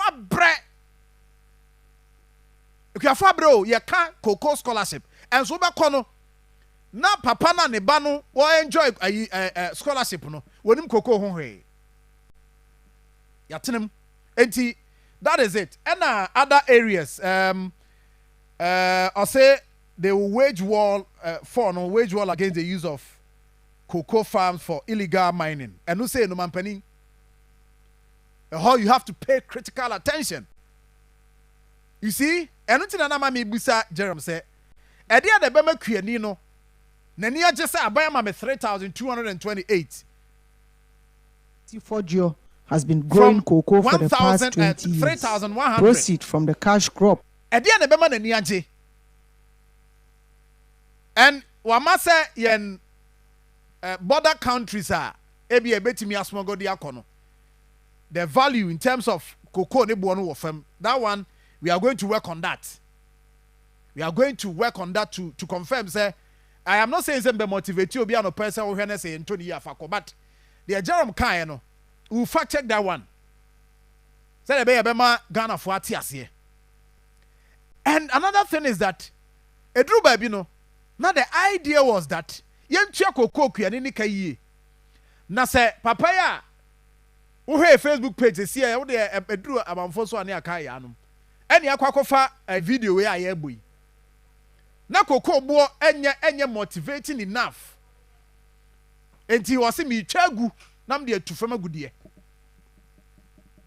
enti no with this one Abai has to make sure say apart from 3,228 na bande mano bibia waka fa ho bia no e be adwuma because cocoa kuani e fertilizer and of course na dey wo fa yi no to so mame graph no anopa ya ho adwuma me de data bi so kan no the other one e kire commodities world market ene ne bo eni nti wey ena pija kakra nti all kind of gross world cocoa price and omodi aye how sorable say fluctuate kosoro ebi o ha timida ho a day na ko $8,500 na aba from e fluctuate sa but baby omo so omo hwe ni nyina bo omo makabo ma the gross e no omodi ama say omo no e value at 7,200 sa 7,200 no o hwe July e na abeda se ho no o hwe graph ni ya but o journey live o he graph say abase ho the last one na that's ho no e ho no 7,200 na aban e de we no to ye no eno no July nti wo hwa wa hwa July na you could see say ene wo ho no but in between that time on ne no e wo ho na pija kakra enye stable and I no pay above from by 0.62%. And if say justification eba no baby aba bedru ni there is nothing we can do at this point but the car e ka ho no a eye ntoso no eno kra so eye motivating enough at the makoko kuani because say me call na say me wo bebe 10 hectares na say me call na me say me kwa kwaje ayi fertilizer na me kwa ne ka jem say be ma mienu ukwa chichem na say masa kokwa kuafo bro ye ma bi kobra na beje sometimes you get calls from a kuafo no ho about near ma ekoso within the various districts ye dia soma so mo mfa nko no na bi nim so ayi bi afa akire. These are things that Cocoa Board and what's some money that ho Jerome say or more data on we are going to monitor that one because yes price no said said there was a time a pija could do 11,000 and no the nkasabrinka nya de sin ke be chikra okruma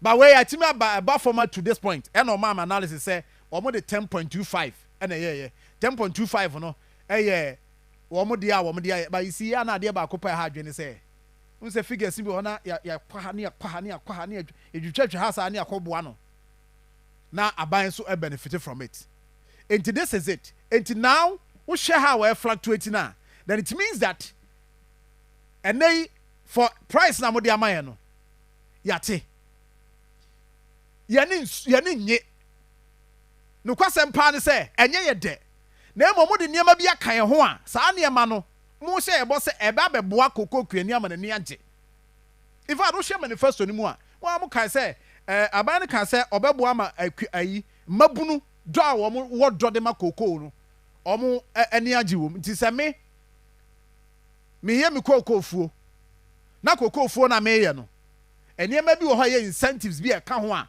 ema mani age ho a eno na also move me because price re dey say dem okay two things and amode aka one man no pay enti me twa ne tietia ama me nua maba mu no any other thing eye illegal mining na e was a motivated farmer no say ontimi ntwa ne kokoko ni ngu no ene say ebo no wo fam a e was a timi produce more me kokoko kuani e was me timi produce more so that even say ebo no cry no 4,000 and new 5,000. My team are producing more than they produced the previous year. I'm a million more. Enti abai. I also am hearing the I say ensure timely release of funds for the purchase of cocoa beans to prevent smuggling. Abai say ne boshi awash and say Obama sika bantama ma cocoa kuani.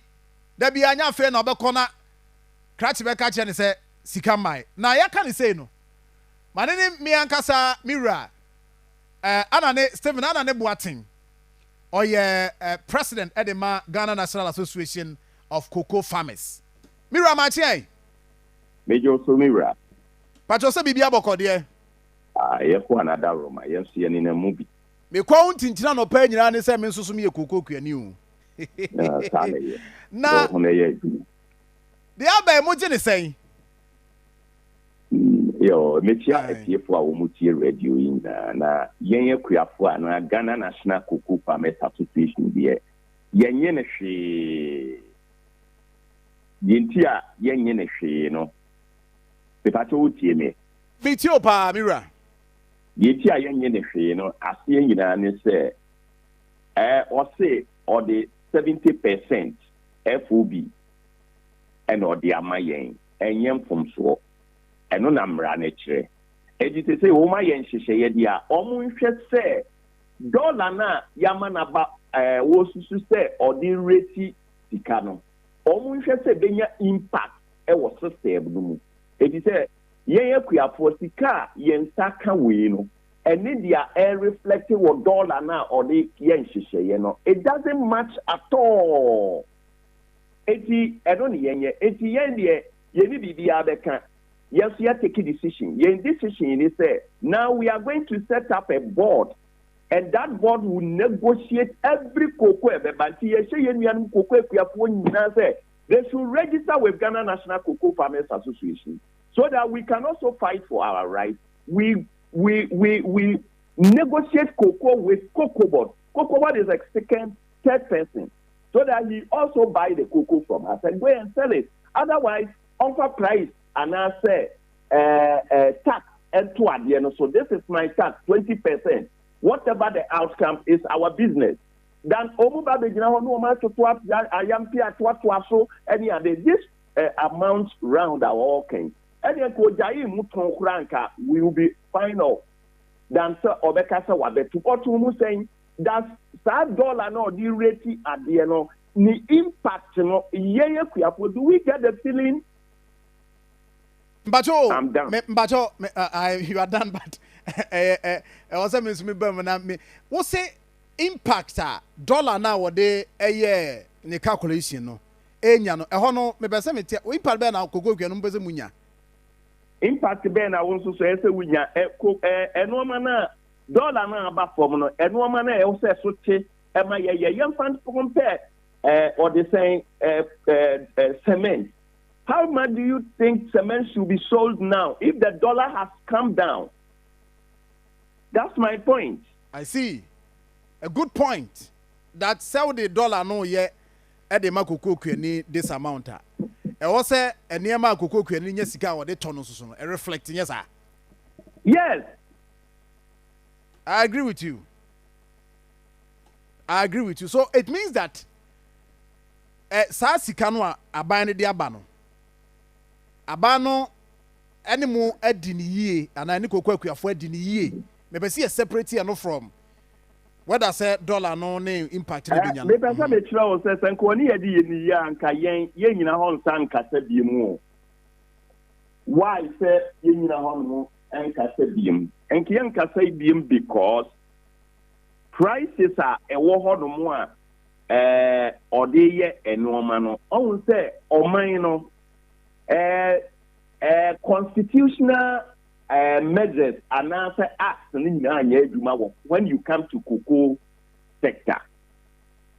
The entire etesani Yamfa Cocoa Board now Ujina Honomo as a regulator for the cocoa sector. No. One, Ujina Honomo are all yet 10 or practices 10 key projects. This man, this institution, I don't know, or regulate, or sign to cocoa, or sign to cocoa, or sign a researcher, or sign almost everything. Now, farmers here welfare, so he controls it. And for that matter, is that fair? And woman aircon, yes, say, cocoa farmers, cocoa bottle, ton cocoa, that is what the Constitution says. We profit will be an unreserved 10% for farmers' welfare. 40 years and above now. Is it working? And she say be brain a go no more and ye juma wo oman when you come to cocoa sector. Eti san woman we no nyina ye nhyehyɛ ya ye yakuapo ye hu ni say we've been cheating by the government. So now the farmers say ya dwene na sisi na sabi ye nie fra ye pese ye nuanom nyina ate ase ye na animu ya wo mu ye nhyehyɛ ye ntem na ye set board. Nowadays what we are going to do is we want the cocoa farmers to set up a board so that we negotiate with the government how much they should give us. Now omujai womo forward sales nomene forecast sales ni normal na womu ye no. And you beti cocoa dudu say ye cocoa dudu say. Look at how the Kalamse has spoiled cocoa farmers business. Wow. And yet na ye ko bana ye didn't say na fahis yan and twatwa bebre. We ba no abegina na cocoa ye di say we are not on either side of any party. We are talking for our rights. na bato Mira, say ankasa nanka na kokwa akuafo nanka mo pe in this situation. Say no sanka na buy the mama. Masa, and then I make it all say any problem government can never stop LMC in this Ghana at all. So that it reflects in our printing life. money in my pocket, so I don't mind Kuku. But this my own benefit property. Nobody can stop me. Stop catching my own Kuku. Are you planting for me? At least planting for Google through the government involved. The 62-year-old is among many farmers who have sold their cocoa farms to these men. At least Abaya Mamo cry about 3,500. Yes, when to me Tifodio has been growing cocoa for the past situation in the cocoa sector. They should call us and discuss with us. Make sure we understand it before he announces anything. Because the last time I mean we didn't come on last year or last 2 years, I think so. Now we can say Abaya no cocoa board no babe year or babe announce yeah season no baby season na no announce price or more famo and but what share the setup of the border. Cocoa farmers, our rep, also. Is that right? No, Mahama, why now or what one? Or Kutoni, he is an Nkuto representative. The government setup has about 9 government officials on the board, and then 2 representatives. We don't know where they come from. Which institution or association do they belong to? Kokochi is no more exist.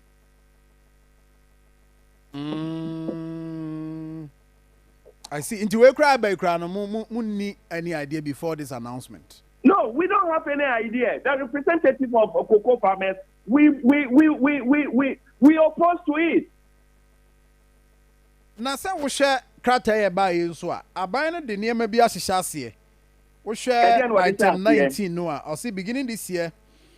President Mahama's administration will supply free cocoa fertilizer, both liquid and granular, free insecticides, free spraying machines, free fungicides for fungi. They be free flower inducers to farmers. My brother, stop there. Na me brem. Aha, brem. Ya te hadomo ayabuahi edu ansana obekono. O hihye mrato ho se koko na me makoton a me ama ban no no di sika ni bia koye no koko sika na anase farm support no in free common fund o. It's not from common fund, it's from farmers yejuma ye no yen sweat. It's from our sweat, and they reserve it to support. But what he do institute, I mean, he insisted say Ghana National Cocoa Farmer member bia because we were fighting for our welfare and liberty. And truly speaking, cocoa farmer Ghana National Cocoa Farmer member bia we need fertilizer. We reported to the authority. Nobody said anything. Today, as I'm speaking, party party dia. Omano a party dia. Enti Mizarane, me hono still da asem nti wase o. Nti mu sa free fertilizer ne niam amabobo so nyina no. Enya de ye mu ebeye Masa, when I make a choice eba ye no yen bi. We say Ghana National Cocoa Farmers Association have been exempted say ye man bi. And truly speaking, we did not get it. Nti mu hu we saying, saying. They be saying. Because now, and I started coming right, you know. A drew hormone as your coca, or Baba the catcher, said, San will be ye. Why he edu and pray that only young transit that.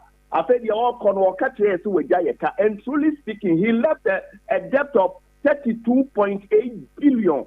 Cocoa Board accounted for only 4 billion. It's whose sweat? Cocoa farmers sweat. God will punish our leaders. Hey. Is that what thing? Abotre. In coming days, I didn't hear any more from her. In coming days, I didn't hear any more from them. I don't know. My catcher will say we are also going to set a board and make sure we negotiate with the government. Otherwise, we will find a way of selling our cocoa to wherever we should do it. Board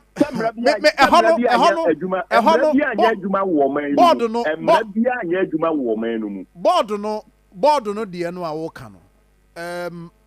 Under what regulation and act and I'm board establish.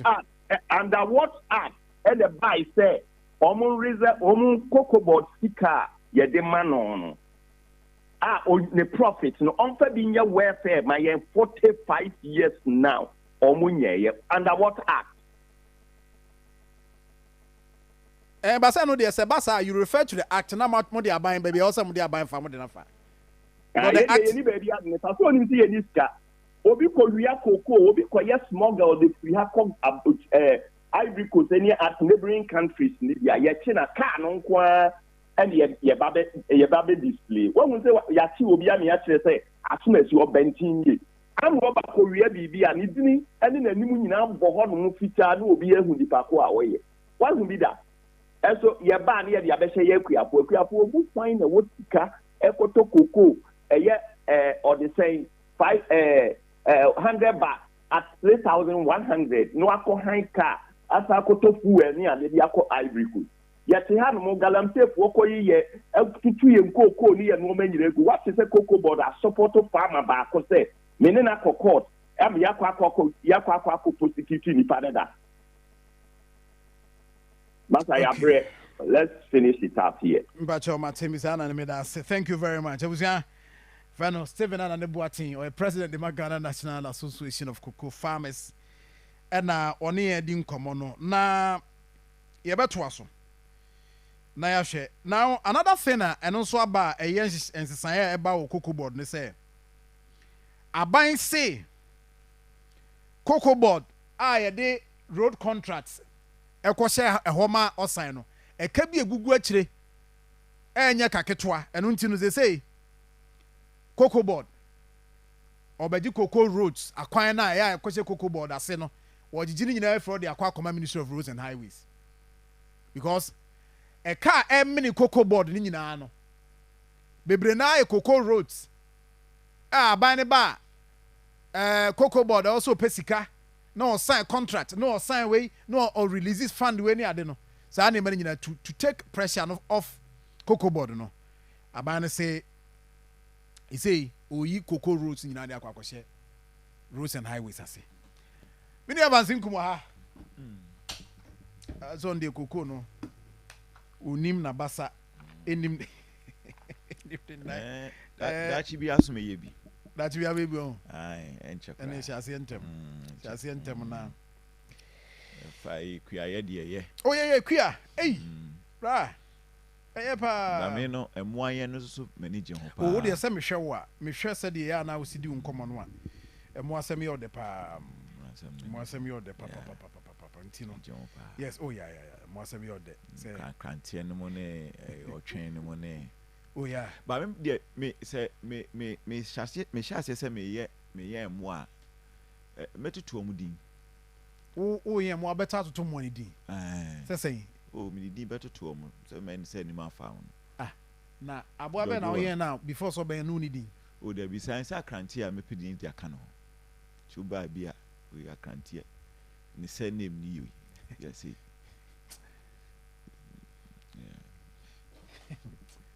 we do it here we do it here crash you din bebem me dey I'm telling you Adioku. You be that about my fans. No go say I carry say who dey. Akwa bi ha. Say ya na mo a omote ba ko bi ananimu ehu pa na na to bibini. Abahe manim. Eze mi suru anka menka. Ono akwa no so ama obi din dada mpo. O ama obi din na yi no ama obi din dada. O say ba ko wodin bi ho na de hodwin say wo na abesha say why late. There's say or the two William also the William. Me just on the William. Anyway. But then Yami says, John. I say, he say, Emerson came and say, I tell Evans he's funny. Oh, he is. Repedian or wapa or wa CBA. I am one, but your wapa umwa. We need pound number 2 fear. Say, what could you on Sabunkum so? Oh, baby. And I didn't because I was own sura. We are Bema. Oh, there be said. Bodin. A boo, but just. That is our queen in the own fan in your head. Oh, I didn't have in Paracoin in your head. Send me car coin in the myself. I chief executive producer at the Mashua, yeah. Oh, there be tea. Put him better red so. Na, there was a worker. Tea, there be men. And I'll pay what can say, oh, I want to be Oko, and go for fear. Obi and Tony cancer, but the Okadi can say, oh, category class of Abuebi, and I say, Abuebia, Oka Abuebia, and Betono. Now, at least, so no, but for you to say, we are better and who time be pana. Sasa na catch sign. Okay, fine, my trans sign. So what's my trans sign? My trans sign. You don't quit anymore. Now, I coordinate to one can as or no, or any problem. Oh, now, creative problem to many. Men also me command. Men also me command. No problem. That's no problem. Anyway, me I say be actually. Oh, yeah. I don't be. As some yes so sorry. Yeah. Inti ye ho ye. Weda na em say a fankro for pa. Oh yeah. Ba me dey me mitimi no. Oh you bet me. Me weda nie. Me weda pa, me pepper, me favorite weda. Me da me nhye hwe. Ayi me dware me sorry me say dware nso nyu. Come up. E show there I don't know but show there me mpehye o. Anyway. Mpehye okra but a fankro for bebre. I say ma nipa n bi yare. Oh yeah, my home say be no yare. But it's all good. It's all good because you better Coco ni dey mean can one say we but the minim kakra ne say almost o matum. Yeah. Dey na onam kromu a. Yeah. Dey omote no no. Yeah. Emo say omatum. Ene bi mo say entumu no ne bosha aban no hyeye no. Ebobra. Nti enu say social media na manfo kasa odru kamu a enkrofo kasa say aban no a disappoint you omo na say entumu otumu no enye de na ene omo ye but omo come ntimi nka bi because me nim emu nsem yi pa if I on say me bie ai so de wo ye kukuku eni e free no na waka wasa and say ma say bie 2024 okay resetting agenda manifesto no me bie mu. But almost say technical. Yeah, na me hwem. O say technical. Almost say technical. Say ukomu ye dia ya ban kind no wa for fail. Sana bi mo so ka. And on na Jerome PRO I also is some from say corporate affairs corporate communication. Oh ni na ko PRO ya. Opa he. Security man. Gate man. Ni na ko wie watch man. Enti and I know what him say technically Oma achieve 70% no. But if I was share manifesto imu the issue is that we say ya na manifesto no chro no and wo mo kodi ho nkomo no ya na difference wo I know there say obi wo ho na o di ho nkomo na wani nkomo no yi a no ama aban ho kire no. Oh yes say but clearly we fa manifesto ya menya time and na say me share that na say ya hwemu a say me kohwe e je so ni mo no kwa baby you say or say is it otumfo bono na wo hia no hey bema baby wakoma wo na ho no japade wo koko na enra yekodi di ekiro kodi banku nya bi akwache se oni ne ka bibia koko na o koko na koko say join us koko africa so janko money di kura. The fact of the matter here is that per this one unless say be obi a ye befa omo de omo kan 60% na in start here erikopoku and start here no start is ankom na me dey bi atoso ama ai green name say we be omo crop here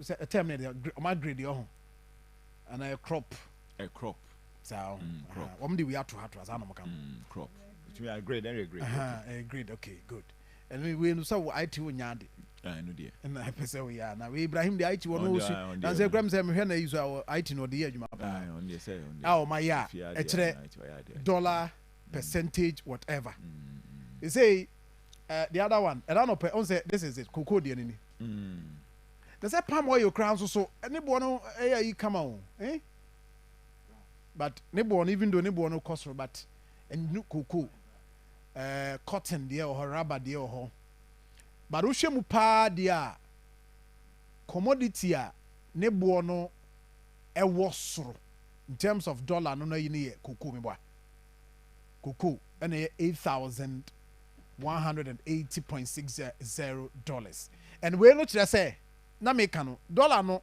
wokɔ world market a enyina faako wetumi kɔ na aba ɛkɔ na aba nti maasifoɔ no bɛka kyerɛ sɛ ɔmbɛyɛ average na omo the average nti eno na we kan was say gross no dey am 7,200 no eni 7,200 no hwe ayi na graph na be da ase ho no ena e wo ha na epija na ase de tete amp eno na amp tete amp no say de o ba na waves ni na ha and sa na bi na ye wa ha enti ade ne say wo hwe ayi mu a manifesto yi mu a 6,000 inim okay 70% so kura enim okay ne mama ye nkyiremu na kofa sa nkomo yi baaye nkyiremu ɛna ye hwa ye analysis no a ɛna ɛhyɛ 6,000 ɛna fe bedru 70% of the price ɛna 6,000 ne de justification eba ne say cedi dollar exchange rate no ye cedi no ahoɔden no kɔsoro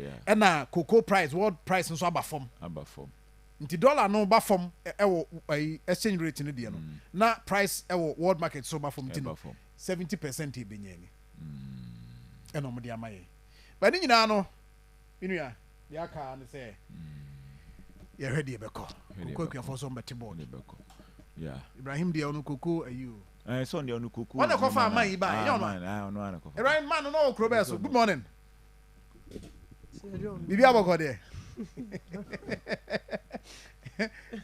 mayo ko fa no krobezo kunsu side kunsu on and then home nya gold ni tu omutu na kunsu asase bi ho bio ese ya de kunsu nse tete no bajo ma microphone mra ma mra no ma ha de otna ha nya sa de ni bai na tete no kunsu eka kunsu na efre no cocoa town yeah ese ya de adane ayi mining town ono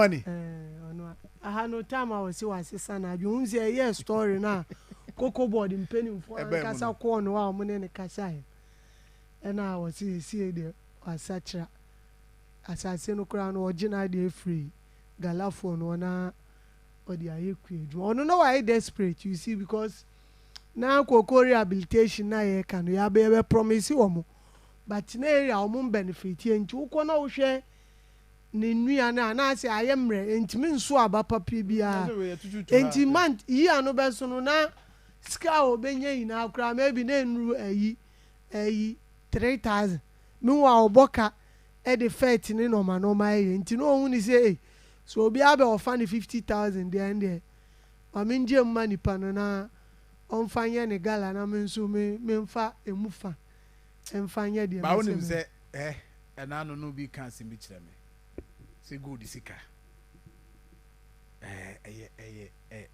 sorry to use that but bosom spiritual say good sika ba ho na 1 to 2 ni emayi one ne faster say John brow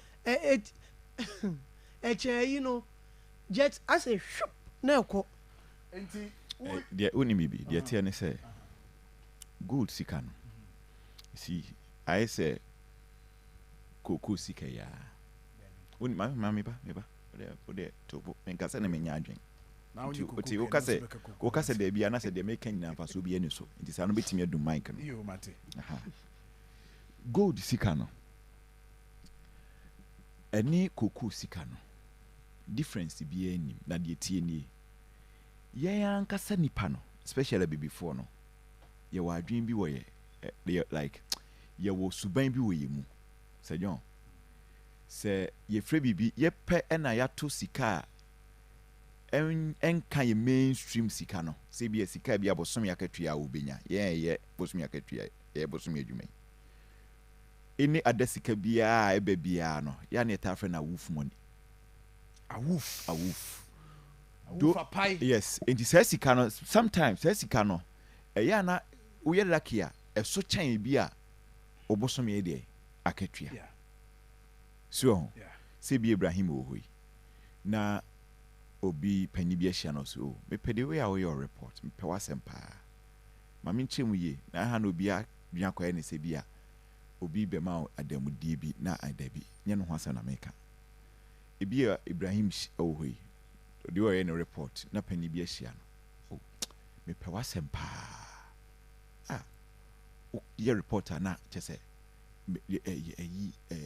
mabusi obi a pe wasem bibi won sempa ene je obetimi acho 10,000 obetimi acho even 20,000 wonya adwuma bi ama no ena o line of report no so enam na adwuma bi a ho he just likes you na me papa bi sa na anse an ofrim me ye report bi a he call me santo otimi ebi wa no otumi for adewe next time ya kan say eni omu a no amanasu wacha cham dollars pen senka we a very rich man yeah very rich man on crowd tant na Ghana so they say we free nancy e ara ho sempa there's a way you swat tips tips ne there go video la just all the shape why go video la ruby why so uni ade swat enti ya me fa the crazy yes enti sasika no eba won nsem na se wadwen so wan ha ibesa ba biu na wadi gold for sika asem ya ye kan minia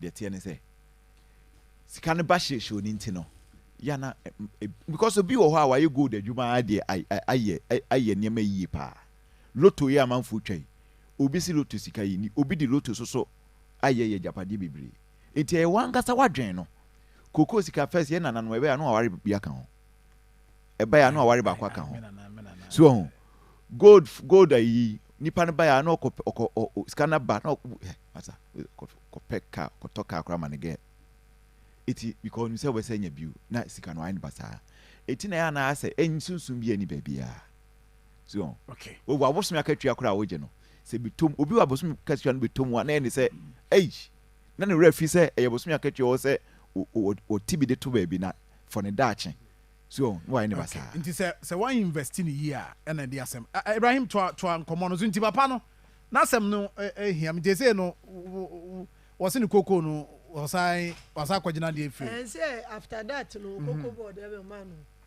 assurance say omo akoko no ombetwitwa na omodwuadwua ni one amano na yedwua foforo no yesen abema usika bi from month to month send ebe ya wo ebe sustain you kopem se koko no benyini in fact by now they me sure say koko no edru baby enche ebe ye be kwa hwe update baby a boko ya na yi ne koko no bi na ne gu akire na koko no bi na ne egu uzo no asase no ne farm no Anthony now you are in say within asase na oye adwuma no otwa bi ma na otwa fanti wo ko farm ahun say oye na adwuma say minus no nzu ewom yes enti o say e fa say ni de metwa mo say omo fa ndi omo gala na e fa no nso no ono nso e de etwa e de atete ni koko enti na still na no oda so ye adwuma no but and you see ye ko e no enyu no nko na eto ni koko farm ama galamsey you ko na chese dudu na no de omo because no ma bemabu say you na make no say the whole year no uye koko adwuma na untimi nya 5,000 engu bottom na obi free baby na or 400,000 unze ska no ni bulk no so a wan hwe ya ebetimi epush wa ma waje because no say o twa fam omo no omo ma na MZ 50,000 and odi ko see chamber and hall self contained bia o team yeah ono na wadi ka ji o ai dia akosi o nti so obeka just wa koko na koko board be mu nti na wa koko na ontimi si dan o ti wa ya ti say the o kan wa ya o ti wa koko a onya 5,000 a ebom say that what 5,000 50 million a ebom say that no be abrand 1 billion 100,000 Ghana cedis e boma unse nipa baako na omutimi resistance a area ho no de na ma dodo na ntimi resist omo farms ni ton ni say ye ne miners ni bi kasai ena no omo ka say so omo be exploration of farm no omo se kokom no omo ma wiska na wantwa omo be bo wiska tuo wantwa ade omo ya ni say ejuma omo ye no omutimi divert nsuo no e ma ne ba o farm enti e ba sa na nsufi ni begu o farm wa de be ba ni se e be kuku koko no e na wontimi nko ateche nso be ba o enti de wo be ya ni se wo be san ba omo na wa beton asase na mo sa time no wa wo de wo pe ba value no be ba fom enti na omo ehun se omo ye target from miners na they just go no makojiska no baby anyway so minim sen komo edodo na we kire ba na sisi ana mi hu ayidi a ayi welfare no de na misi ana ne boate kama sem and that one we are going to monitor that one also because aban say also be promote cocoa farmer welfare and support. Now there's cocoa price stabilization fund. I just say cocoa price stabilization fund what it will do is that say world market no come from na skani hata yeah they support it. And insurance, health insurance, pension scheme. So any is very important. And you know, for away from that, you better na mo messages about Facebook page so you can go for wow data no aba na drop there na ya ko ani me wo ho mame enhwe flex you say Afghanians and the cocoa farmers forgotten so soon reminded the combination of truth and lies ne dey no grandpa ewa makum atronjwa also Obibini is a nice guy why Evans I said the reason why na me many abre ho ni bi na tell every else good morning Kwaku Befi Adumakwasi. Good morning, Sir John. God bless you for your objective journalism. The NDC government is more honest in the dealings with cocoa farmers. The farmer gets 70%, and that is exactly what the farmer is getting under the present circumstance. Francisca Labi, good morning. I'll say, the Nyamia say for cocoa farmers. Baroski, they also with the Cocoa Farmers Association of Ghana. Concerned cocoa farmers. We are sad. And Evans Kwachi Chairman, good morning. Jerry John, or say, okay. Right. But you're to Koswado message aba. Na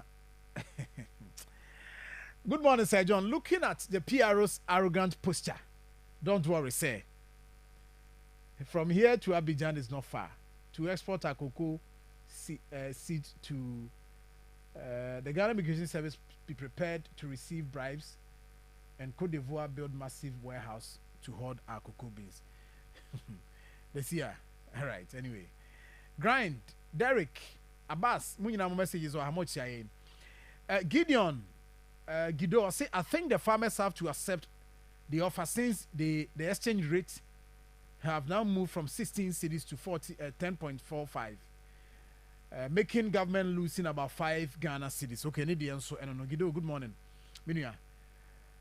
Teacher Constitution, I'll say all those farmers and farming communities who refuse to go to the polls will now face the consequences of their decision in Ghana cities. This is robbing Peter to pay Paul. Nidian no. Okay. And Piaga so free Achim Asafo. Grandpa, my kind of message. Manzaid or say Miss Anna just made an emotional submission, and that doesn't move the nation forward. Miss Anna should have given a scientific analysis supported by data on that cocoa board. Okay, all right. On the cocoa board that can they also come for future consideration. Okay, me that say. Right. Afe yebeko yanim. Yahweh said the Niama esi etie ewo ho. Ibrahim said bibia we wo cocoa dia ne yanko animo ho. Sir John, price in in fact, me having him said do now. I'm a bit disappointed because now almost him say be kosru. Say yes, half a loaf is better than none, but yeah, promises no. You see who opposition na who peja or promises in ma ubana we are crana na still from because me kai say now mo kai say o cocoa farmers is be 5,000 to 6,000 bisa. And you see people were expecting say who be drew be 4 5 fine. You say dollar no who say dollar ne dey you pay dollar ne control ye bibia enti the same dollar na yem fan say time I was 16 cedis yem fan say also be ukoye adwuma na etwa $10,000, which means 10,000 no na ubenya 160,000 Ghana cedis. You see the same 10,000 you send the bana ye di betwa it means ubenya 100 and ubenya less than 101,000 po 110,000 because at the end they see and it's less than 11 cedis. Unless say maybe we the call black market be mutiminya 12 cedis in the canona ubetiminya 120,000. Even with that, you know, she from 160,000 I drop about 120,000. Ain't it possible crash okay instead of getting 10,000 you too scanning now you are getting 12,000, but still now no who converted 12,000 cedis in the Ghana cedis currently you will still not get 160,000 now. Some years back no be 10,000 krana or intimidation. And we do understand, but in America the politics and sometimes a bebre and I adore so I know some of these criticism no ever. But and I say can dollar neighbor from no. Still now we keep complaining prices of goods and services no. And share down my phone minim say be aba form kakra ti say iron rods money e die me am waiting I see be na me to be 9,000 something because to be na say 7,500 yeah which is massive but no man kitin be nso amam for expect say e be ba form ama na e be ma cocoa farmer ni sika na onya no obe hu say mfaso bi ama so but na nka dollar no the way I ka say and no affect price no me na boaba forma unze say wo just at 3,000 plus na e be normal amount because e be ma afei de the ko to bibia e yes simple ma but for ko promise o say enti in the heat of campaign na omoye analysis ebi ni I just got this one for you. Ebini. So this is campaign time from the NDC's perspective. Ewo analysis of me.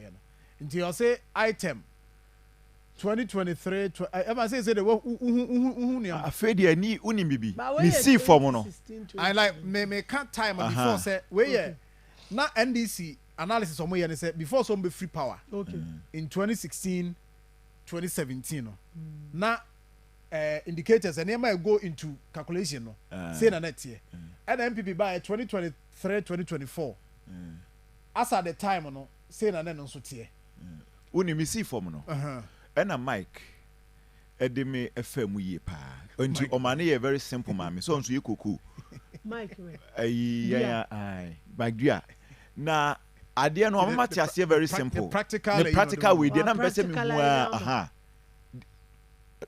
mi tie ni ye pa no a metenase ye pa no a MPP free abamu last year no omutumu in an excess of 1,000 meboa yeah over 1,000 the last one in a 20 na 20 na ye 2070 and on the course 3,000 okay and almost added 1,000 100 and NDC so buy so what to me say 128 oh na say ne omo homode and say ne MPP for aya de chen ho enti etiawa What they promised they couldn't deliver as far as the cocoa sector is concerned. But also technically, we might achieve technically the 70. Unim. I why are they maybe mini PR say mini PR many kasa no say and then you cry no if say buying the world market price ni nyina de makokwa for cry na o ma me analysis no me we no 100% of the current world market price and then CD no to the dollar exchange rate we say no o multiply per the omo no peg no which is 10.25 o multiply crown no na the 100 ni nyina de makokwa na 4614.25 meaning that so 6,000 in there abani chini mu ya ni betin this end of sakobo bosia out of the syndication there wo kan na e book masem kwe na I say we see inflation e form yes nipa no say odru market ya ade no sra ade no wosoro so what you say there wo kan na e book ma kwe ni no no te ekura na se ye ni kokoo no there wo kan ndu ara no the onima ne say at the end of the day no sika odi amano no odi ato ni kokoo na 128 compare a previous administration Akufo-Addo wantimi amon homoden Bosha yes Bosha wo share no wantimi ani so so it is a bibi wo ho na say we yomra no mepacho say ade bi ebi a ade we ni ntina yantimi anye so wo share bo wantimi ani so enti ano de we no wachire machiro say entremu de uni bibi uni abimba wadaroma entremu de bibia wo ntremu Jamaica not ase bibia wo ntremu bibia wo ntremu bibia no wa wi ase ni ntremu sabi kromfo kra se kromfo che kromfo a wo ntremu a de nti obokro no so ti ase bibia wo ntremu guilty with eti bibia no wi ase ni ntremu so ho because Miami of Erikopoku ka say MPP for no e show change akuafo no okan e be man chiremu so even say omutu mu over 1,000 no o say omu show change omu na ne wo so buy house say 128 omo kan MPP for no be chiremu eti bibia won chiremu bia no wani chiremu eti won chiremu ne de adano ne de no de mehwe ne ye say wo say na de kan ho your church will not mean anything to me. Saying out there, send out the count because we are church. So won't church money yet, dear. Any admit say MPP times so moon church so nay. But also almost see you. Even over 1,000, also you have to admit church and that's also the etiba patch or a tamwa a kofo or my penny kofo a year campaign say a jato. And a corruption Jackson Park ha me ko na me wubi and obeka say Jackson a corruption if Adam time opacho so ti ase and I don't know who won chan wo yes if Adam time and metina se I be no kure o mu say memory video so beka no kure o mu ne say hwe me gidi o corruption ho ne say obi no metibe to corruption ase because yama corruption no ye ahantie ye betimi ate so yama corruption no ye simplify corruption no I be say bi twa ontrom pa e ye corruption yes simplify ye the corruption yama corruption na ye say ukofa abansika nkwa na ye corruption no but there corruption no entaban no me see wo ejumam na internet ai wo ejumam a company na to say emfanye we now we download movies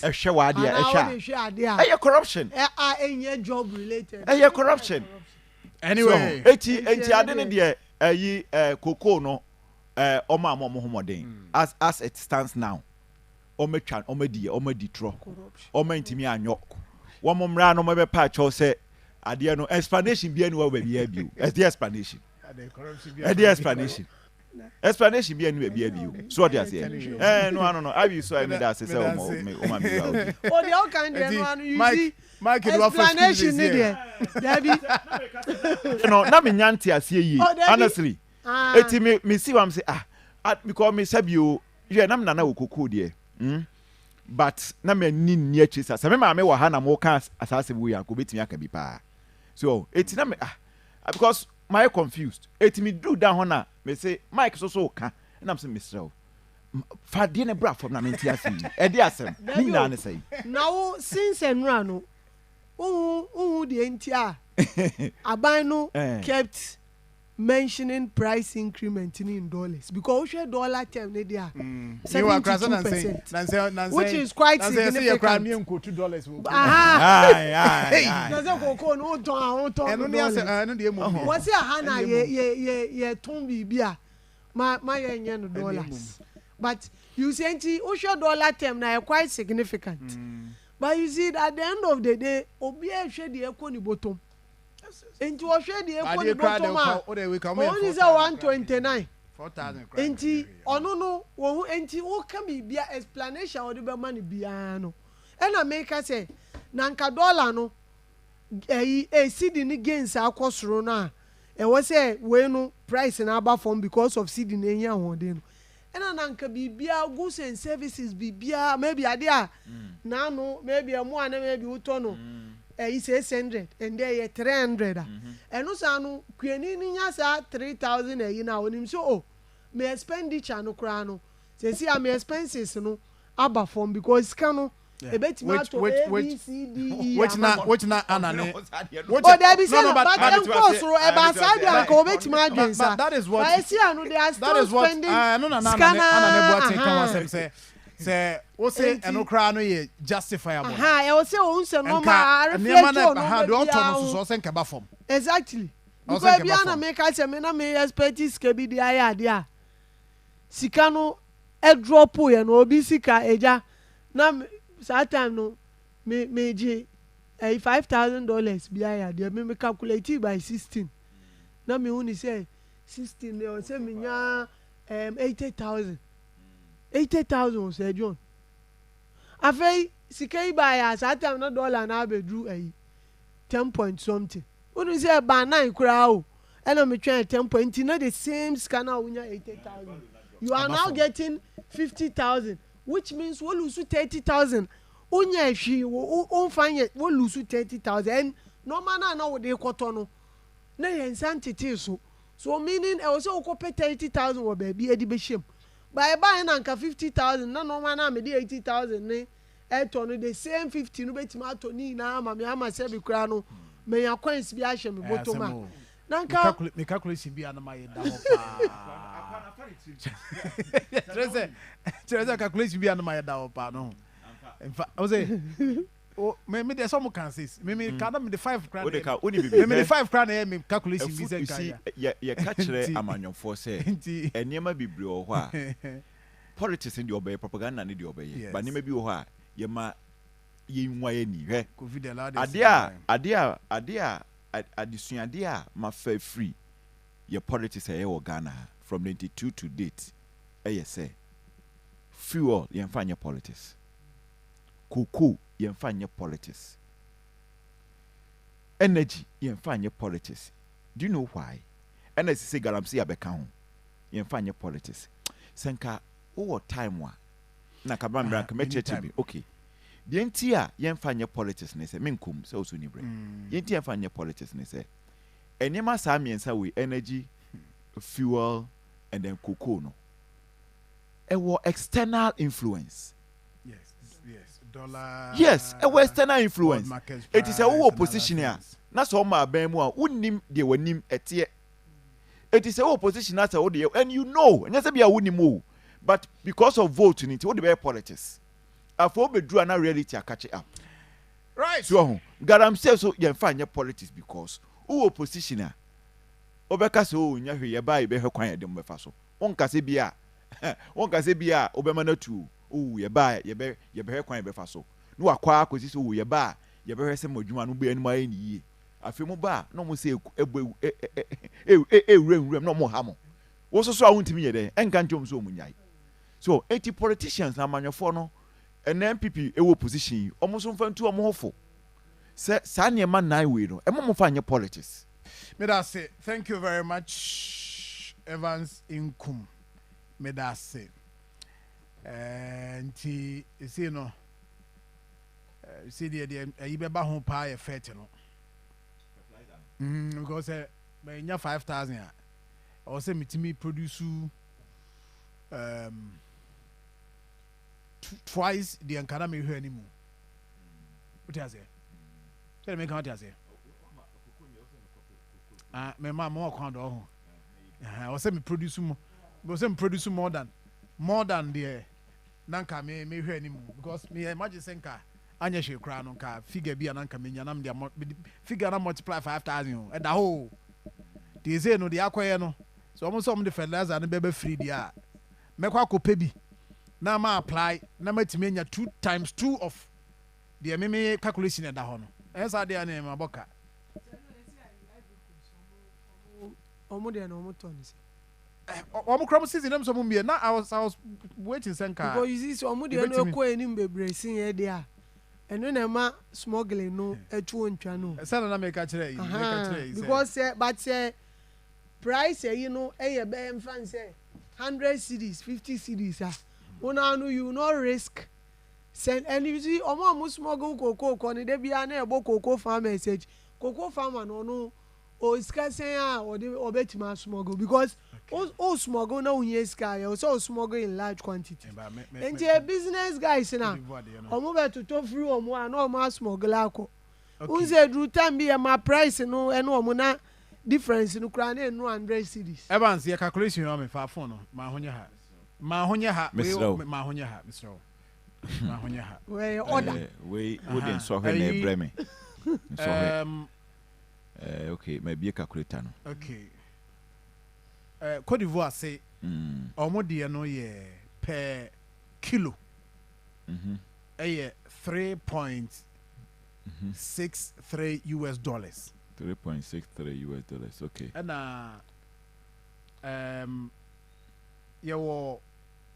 how many kilos na wo ayimu koko guafo say 50 kilos 100 kilos Ibrahim na mo ye koko nyuma bag is 54 54 in the meantime so me multiplying by 54 okay 54 now we say this say you know ye koko 54 near 1 say 54 ya 196.02 we never so carry we are not the balance but we say who say koko bag how many kilos 63 okay 80 times 63 so no about 228.69 228 Ghana cedis sina 69 be at what multiply by so 3.63 no multiply by 63 no multiply by 10 dollars as 200 and say 200 and 2000 228 which means what they call multiply by Ghana cedis ma 3,000 oh I because of your current you know say 10 point something no mo dey ejuma a new 3,000 no but time now there was 16 needed it would have gone beyond that and the dollar no and way our current price e ba sa dey and the smuggling no so beti so mo munya mfa new way in my and I said John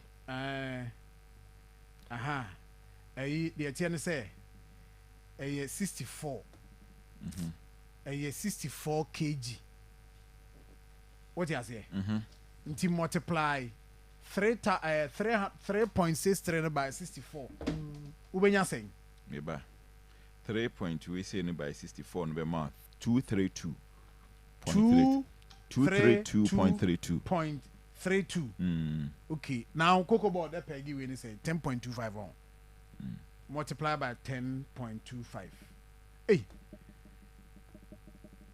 na say any Ghana de no ewo form de no still ewo sro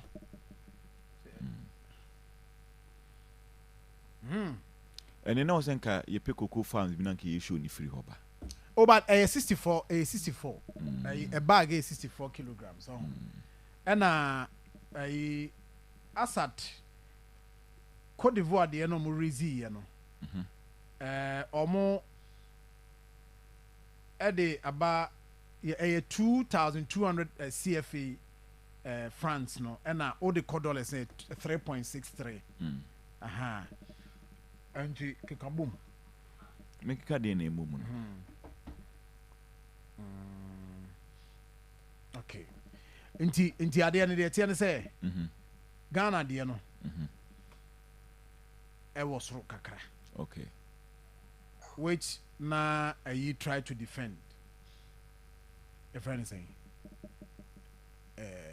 Jerome our ye ono ye PR no try to defend say and motivate you so the beko Ibrahim minim say o cross check am that is what I got from Cote d'Ivoire when you a different figure bi ana they be check but the only and they say eno anu so mo nya mfa ni wa mai is here April we April ayi na me hwe from omo koko omo so I say kuku body dey me check here no as at April ya etwa nti we are looking forward to say omo be pidjo omo diem because in most cases ya no pidjo omo diem ma na ahete Ghana nti as we speak there which omo season no yet say omo be yeah the Ghana there no kuku body see e be in time because and a normal circumstance in October omo see e be in time because omo mpese omo be hode koko ni bi egu ho na afei ase womo twagu ama pressure abam nti no now omo bie in August so that omo betimi atop from August to October no but just what I say nti na matwe season no dia ba animu no nti ehwe no say but as we speak say see aye ka say e wo Cote d'Ivoire there there say Ghana there no so ekosoro you say John enra na me follow international news bi me say you know ka say America placed 39% tariff on goods that free Switzerland eco US. Na niema Switzerland eco US pa no. Kase pa ba ko ewom chocolate. Switzerland so ade ye chocolate no. Omo fa free Ghana ha more enu ne ye cocoa. So, nim see pennyfo ni for ade we pa. Sekobasa US placed 39% of tariff on all exported goods from Switzerland, including cocoa. Na say, minim say na omo ka ho asem. Sekobasa Switzerland for so be imagine so almost be yibi e de ehia US ya.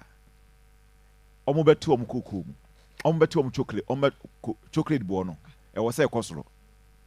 Se koso so dia any raw material na yedi chocolate no we a simple mathematics na me yo or analysis raw material no a yedi ye chocolate no e was say no so kosoro from producers no ye Ghana and Ivory Coast. Okay, say in a previous administration Cote d'Ivoire ne Ghana for ka omuti bomu a peggy price and I'm expecting some meet me as I didn't view. Sekobase there's no alternative US any option bigger than to buy from Switzerland. Switzerland also say US at the 39% tariff at the two or more exported near Masunti almost so ever reciprocated there. And then also yes so yet me who be wa. Say John. I say who be on. Yes. Country ni say John. Value addition no e wo fun. You see cocoa na ya ka no. O share sika we are just getting 2 billion out of 20 billion. Yanke the value addition kan wa ibenya o. You process wa ha. We are talking about 20 billion.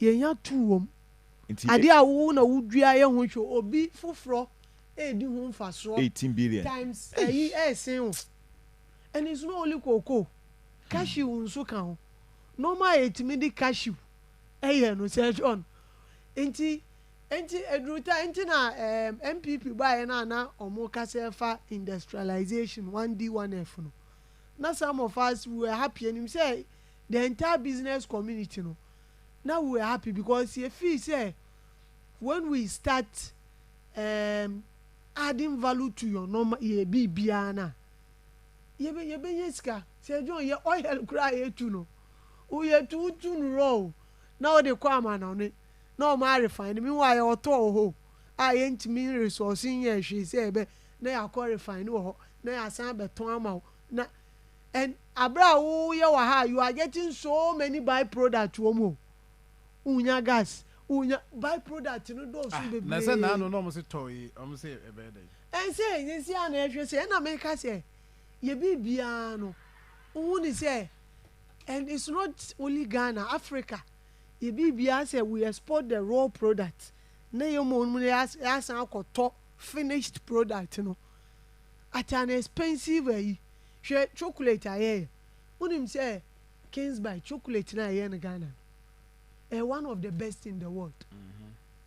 What just say the biano say my family members you know be more free US no more call back and even other African countries and I would took our question obia mostly I dey more question is oh bato mo chocolate even Nigeria akura okwa o make say oh bato Ghana chocolate no Kings bite eba o ko US had or more different types of chocolate by e dey no taste ni bibia no e da sronko which means you push in more resources because ope say unya bibi insinhu no mmo you need to be ready to push in more resources yes here dey nam na yinam enti wutimi di 1 billion euro ma onim say maybe we betime ya 5 by there we are content with say ye di bibi abekoro na wakwaji 2 billion at the end of the day the same nipa na otonma no na o say ekono akobobosi.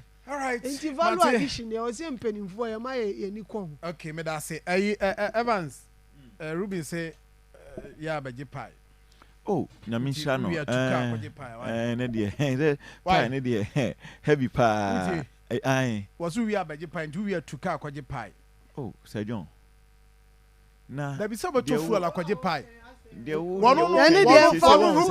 Ruben no ye de ade soma ne so mfamra na ono no yia no there be fuel ne de ade Ruben me pese me tia ne say ya soma sa fa de yo colleague ba ko otuka e ko yanwan kwanta ko di fufuo ba na bila kantanka na bila kantanka eji ade a ope no me de o ya me den me ntuka se me ko ayi ejesu ka aje me nam ho na makodi but unso bi nso wa no ye ma na ni je no me pa cho Evans yes sir Ruby sisi fam sisi ya oh sir oh eni na mete here ye de say ade no de mo pancha me ba de tia ne say was oh yeah sure na mo da man nkwaje but be ma wo kono ma ba ko emfrosoro ha bo mo de age mienu miensa na enum na fa bitu akire Gibson we move good company okay Mira Gibson otiema no pe o say was it good morning Sir John, you are the mouthpiece of us and I expect you to hold the government accountable for their promises.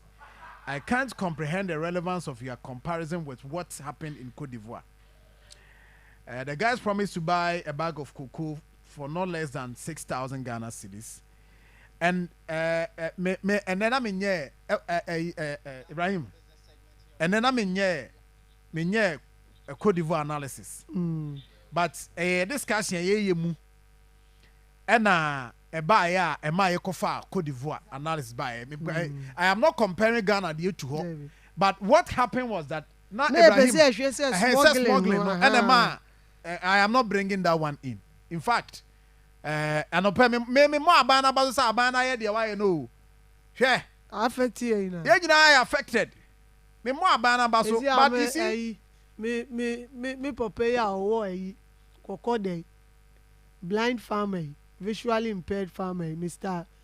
Francis Asiedu they were or dedicating the time and the resources here ni koko edume ono say o to nanka ye tumu ko be 4k bi man nanka e be boa no me say me de 5,000 la me de say 6,000 kra de man ko me da me say bia bibia betima sinti o me 5,000 na me de calculate ya to where number of bags I menya in a season so me kra na no say me call ya me name old boy edim ko me ka jenso me name old boy kra akwa calculation no pe we tie me obeka say hey ma wa me hope nyina kosora ma say aberi from say team obeka say amfa na me frɛ wa me wi a me frɛ na ya hwɛ kwan be fa so e dia ba na be fa so because ade no a Anyway, but yɛbɛkɔ yɛ nim na mo messages na egu so ayɛ gye. Francis Dotofori say, good morning, Sir John. Though farmers' expectations were very high, but I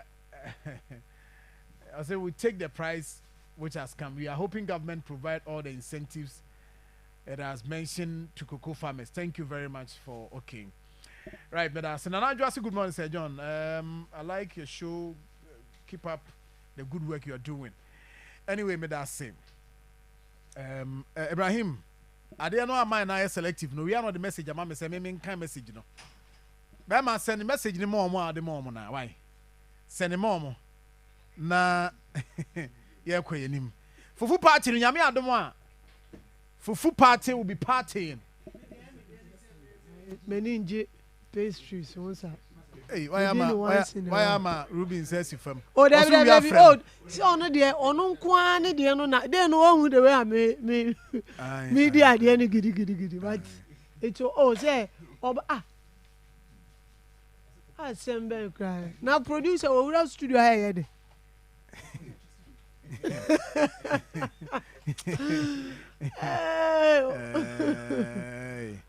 Okay, anyway. Akabere. Sad me no pe.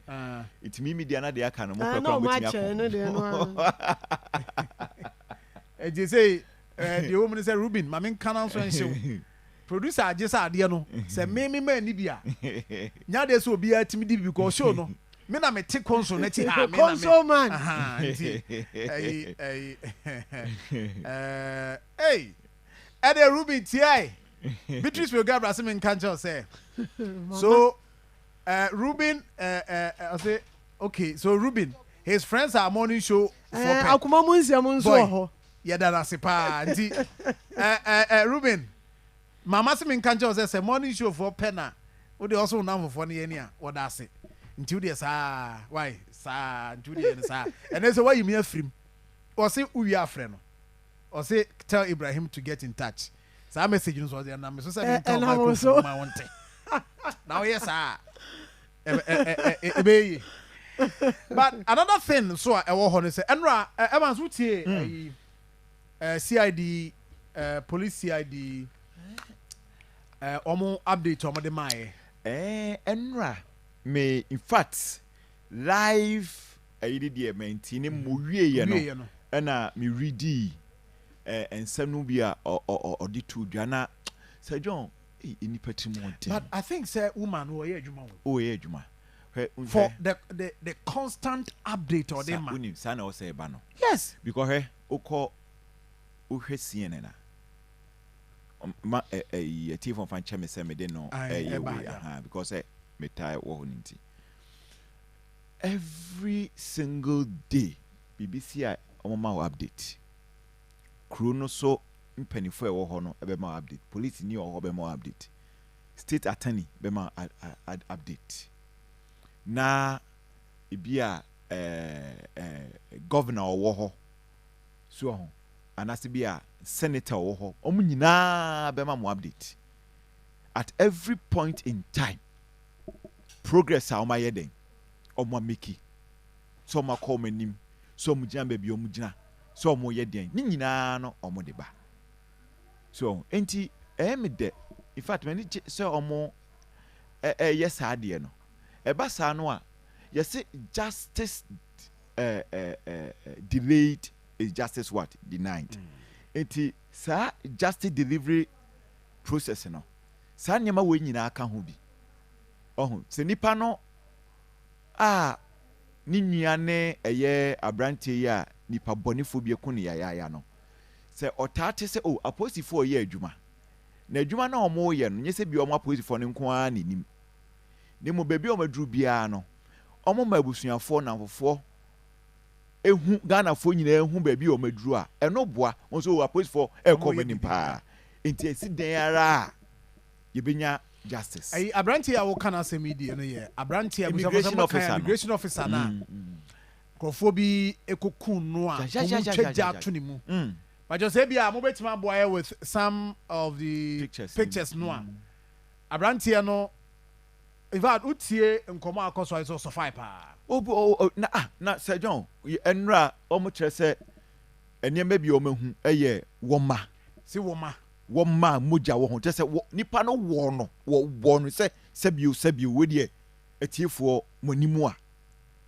wo no se de owo fufu na Sir John wotimi de woma wo nipa no so na suspect fie right suspect no samba kan ya ye sa pictures enti mobile Facebook page ye be san akai ho kakra with some of the pictures and there abrantia no a post for susu say account or dey man no sisi so na oba me ho no wo kɔ no na me man no 300,000 kan 200,000 na we no to ma me na me ba beje na wo kɔ kra no me oduru fie me say me friend no so a whole lot of stories and see so and connect on you abrantia na no omo call omo fa ne kotoko so ni agro ai omo sa call court last week na akɔhwɛ abusuafo ne pa ombefu pa ne ombefu unse sa ne ma we say ntina eya na wo se enema timi kɔ nanim ntem etina me bo CID no oba na ba so se maka se isi odi ade hye oba ansa wanim ngu ase odi ade hye oba ansa wanim engu ase so enti ye ma no ye mo mu dibia because oba wa badaye so position bebre wo wa also mutimi de mama emma odi ade hye oba ansa na say wo ye adwuma ne pa obebo nsema mo ba because a man entanye corrupt nemum de osuso ye nso ye say na de o ye de obeye but a man entanye corrupt so enti oba no wo ye adwuma Sir John de na make can say constant update eba emabusuafo no say oh ye dru baby Sir John no kure wo mu ni say nipa no de we free mo wi bibie ni ho a ate se nyankopon ema Isaac adie ni bisi se Isaac se dompe enti ebenya nkwa wo se agya wo na wonim kasa che dompe na fe dompe ena enya nkwa yise bia bibi se si ba se enti minsi pa sa mredie nipa no okọ no okọ bibie ni ho ade ne ba bio na mmomo no de bema na busuafo ne nanfofo na dofo akoma atom yem ne se nipa bone ni o ye sa de no obenya asotwen enti eye omun koso saa se nya am se nya no nkwa no enya no nkwa ho asem no kan ya na update on the mind ne doso ba me pese nka we na suwom yebenya ayinu wa ha yebenya we no ha na nka yama we na so omaye juma posifo aye afasa wu no ho ene niema omo atimi emu hwehwemu akwakoduru ene de omanya se John posifo se ye jai omo amanyofo jai posifo wo mo be ya dwuma o Ghana police na wo mo kɔ UN ABO omunya award ye posifo ni sojafo no wo mo commission bia omo de award be fi ye sojafo isi pa se John e form kon form ntokwa oboa se mugamu pa form oboa wo boa ne oboa ene sa ayi kra ne de sa din pa ne kra de ye woda ho from World War II time se odi Ghana soja ni pa kokon na e form ntokwa so de on se plane kra no so nti ba form ntokwa pa de so ho un se me te sa asem ya na nya me nwanwa Sir John so kai pilolo pilolo ya soja ni bia waye pilolo that bia no be hu form ntokwa ko so enti Sir John amanyofo no nyai aposifo no munyo madwuma okay me ba nti ye mame ye nua ba o finally first one is the murder of ne oni ho fepa ne kala ne o say doctor ne kala no miss the last time I chem say o nya doctor de boy anya lawyer mom samum I am sorry lawyer just say so nice woman we nice woman o woni sisu kan fo no aware yo me da say me say me kan fo na me kan me o nice how you nka I'm just comfortable. They may can be untouched. Also, now, I'm saying GFA, the GFA. I know disciplinary or a lawyer. Or a lawyer, yeah, or a lawyer. Or a lawyer. Fantastic. In TNT, no kaka. This discovery, investigators from the Kwabena police joined the crime scene and later proceeded with the complainant and 6 relatives to the morgue. Despite the extent of the burns, the relatives positively identified the body as that of Stephen King Anwan, who had been missing since 3rd July 2025. The investigation took a decisive turn on 16 July 2025 when the CID, supported by officers from the counter-terrorism units and the Kwabena District Police, visited the suspect's residence. A forensic inspection revealed the following: blood stains in the living room and evidence of attempted cleanup, freshly sprayed walls, an empty can of sprayed paint. A search of a secondary crime scene near the GBC satellite area also uncovered a burnt woolen carpet stained with blood and partially burnt camouflage fabric. These items were photographed, retrieved, and processed for forensic analysis. On 24 July, police obtained a warrant from the court to search a particular room in the suspect's house. A search in the room revealed more blood stains which were photographed and samples were collected for forensic analysis. A further search in the bushes about 100 meters from the suspect's house also led to the retrieval of a fufu pestle with blood stains all over it, wrapped in polythene. Police also impounded the suspect's vehicle in which some blood stains were also seen, and same was collected for analysis. I wish to state that the initial blood samples collected have tested positive for human blood. To aid the investigation, the deceased mother and son have provided samples for DNA profiling. In the face of these pieces of evidence, the suspect, who was initially charged with kidnapping, has since been rearrested and formally charged with murder. He is currently on remand following his appearance before the Adabraka District Court. I wish to state that the initial blood samples collected have tested positive for human blood. To aid the investigation, the deceased mother and son have provided samples for DNA profiling. In the face of these pieces of evidence, the suspect, who was initially charged with kidnapping, has since been rearrested and formally charged with murder. He is currently on remand following his appearance before the Adabraka District Court and is scheduled to reappear on 8 August 2025. A special operation is currently underway to identify and arrest his accomplices, and we are following other vital leads to gather all necessary evidence against the suspect and his accomplices. The Ghana Police Service wishes to assure the public that the investigation remains ongoing and that every effort is being made to ensure that all the perpetrators are brought to justice. In fact, nipa trimodi pa na utie COP Lydia Donko na some de atodwe a mama boto maboto abrantie no earlier na nkomode say kidnapping charge na born no but is almost an official omo sa achi no e dey charge foforo asa bono at sa charge from the born ye meda because of anyama omahu.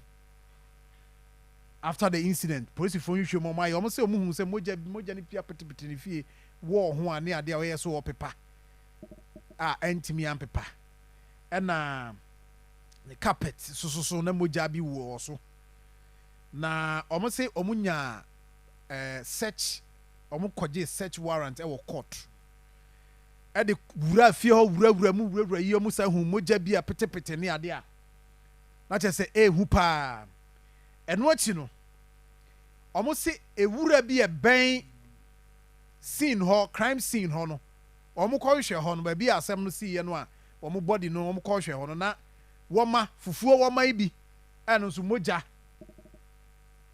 e wo ho eno so omo retrieve ye ena yesi car suspect no car so e ho so according to the police CID penny the tudwa no enso so na emoja wo ho na omo akoye forensic DNA but omo koye no omo I test positive say eye nipa moja okay nti omo akoye first one dia fe na omo akoye DNA na nkasa eno DNA no so no ɛyɛ yɛse ne maame aberanteɛ a wahwere ne nkwan ne maame ɛne ne ba wɔn ɛtwe wɔn soso wɔn sample ɛde ɛyɛ DNA profiling na ɛno nso so nti as we speak okay so technically no mpanimfoɔ ɔboa yɛ kakra ɔse sɛ wotie ɔse he was rearrested and charged with murder technically ɛnkyerɛ sɛ wɔn mu gyae no na mmom ɛyɛ court process ɛyɛ technical call it nipa no charge yɛde bɔɔ no nie nti asɛm no yɛde bɔɔ no no ebi a saa asɛm no yɛpɛ sɛ yɛpigya mu na yɛde kɔ n'anim and it became a process a polisifoɔ ayi so a wɔde ɛsɛ wɔn akyagye no sɛ wɔadi ewu na hwehwɛmu gu so a ɛkɔ so deɛ ɛbansinkum sɛnyɔn wona ya na ayiwa he meba Ibrahim we nkɔbɛboa me Ibrahim na ya na you see court nsɛnsɛm bi sɛ deɛ ɛyɛ na Ibrahim mpa Ibrahim ma me na because ɔno court nsɛm paa deɛ yes obetumi aboa yɛ to understand certain things na yahwɛ but what it means now is that aberanteɛ no initially na police for charge ne sɛ wa kidnapping ɔmo charge ne kidnapping ɛna is ɔmo de charge no ɛkɔ n'anim to murder according to the police CID. Okay, Sir John. Yeah. Ayiwa yɛ fɛ ne sɛ nka entry ba ha nka ana wɔ Bible wɔ phone so. Oh. Me pɛ entry. Oh, mini Bible wɔ me phone so. Okay, mini bi. Okay. But who there Google Matthew 26 verse 52. Your phone only data. We need data. To the Google Mama. Matthew 26 verse 52. Me patch mon French mame. No, me pese okay. Entry mon French mame. Matthew 26 verse 52. Matthew 26 52. Ebetimi project here. Nanka ma kan. Yese bia me nimba me pese obi kan. Na me yewe. So also need data. Matthew 26 verse 52. Ehon na me gina so. Na me de akama 22 26 verse 52. 26 52. So we na yinyamo no. Matthew 26 52. Okay. Open brofo na chi. Oh, yes, obetimi aka brofo wi na de kotwi am so teacher ni. Matthew 26 52. I say. Okay. Ena Baluchi Nyamishrao, O Papa Yosof Wampa. Was say, then said Jesus unto him, put up again thy sword into his place, for all they that take the sword shall perish with the sword. I say na Yesu, kache no say, ko fa onkrante no sane hye de hye. Fa me ko na wana wɔtwe nkrante nyinaa nkrante no na obi wu me da se John baabi a masem ni gina paa no ye wɔno a wɔtwe nkrante no na obɛde wo be enti death penalty enye bɔne wokɔ Saudi Arabia death penalty ho America ye suom democracy no some of the states death penalty omo practice and say omo de no ye friend say injunction ye friend chemical injection and I'm friends say BBB injection America dey near there America dey I've not read that yeah America baby state normal practice death penalty no BBB injection so omo wo you sentence to death no more that injection no Ghana 90s in fact death penalty need that so yeah constitution only that president no one time sign wo hwe kwan a minim sa de no wo court enti ye ntra se nya prejudicial ye mua but omo ye omo hwehwe mu wie na se court so eden ye meda ɛno deɛ wɔnyɛ contempt mɛda deɛ asotwe wɔ hɔ yɛ criminal code no yɛ clear so ɛti sɛ ɛbɔ no a yɛn nyinaa yɛnim but ade baako ɛha adwene ne sɛ yɛ sentence nipa no to death a based on bɔne a wadi no wudi a wadi no a yɛntɛ nko nipa no bi so ɛti wonim nipa no da mu a wonim deɛ ba nipa no da mu a ɔda ebi a to death no no ɔmayɛ no life ya obese wɔ hɔ a no mate sanom de ayɛ ne life ɛti ɔda mu a life no ne tire yi a na amnesty asayɛ dɛ afa no ne yɛyi no no oyi nea na abusuafoɔ de nakɔtena burukyiri so o bi dia ahe na mekan de nakɔtena burukyiri so ho de nakɔtena burukyiri na odidi na ɔyɛ wei na nipa no a yɛkun no no yes nipa no a okun no na abusuafoɔ ne ne mma ayɛ agyanka egusu safa sɛ John abrantie deɛ bɔne ne wayɛ na sɛbio wayɛ obi bɔne a emra ni hɔ a wutimi wɔ no and may come because of the opposite force who mahu it is opposite for boa me boa amso mahu wo ma moja wo ho a moja no ma confirm say nipa moja enye otwe enye dabo baby a stay enye kotre enye ntuntum moja ama confirm say nipa moja so na wo ma de na de wo ma ye we fufu de de wo fufu wo sakra kan se fufu wo ma na fufu wo ma de de enye abede no se John fufu wo ma ne de de de wo fufu yes omo san hwe mo hu waduro no oh no so owo no pa waduro say wodi nipa na wu so ho ah wo ma say de awe hu waduro nipa no na de waduro ben pa na brantie we ye ya eti wo ma ne wu ya say na say John say be say wo nipa no be ko ne ma ne poison bi ana say bi etuo bi kura na say bi o de be bo no a say ne every die be die wakuno den ya be face emra no but utimi de nipa ne fire ya o say utimi wo nipa no the woman fufu woman wo nipa no as a John na wo wi a why de say me ka say no mo ka say ni ti kura say so mo twa ni ti o say den dey am say na ni ti no or something the mo say body no body na I dismember do say omo yes omo hye no but body no ankasa no na ye twetwa baabi o because me ka say sidi ba koye no say John e dey bone nko eti say nipa say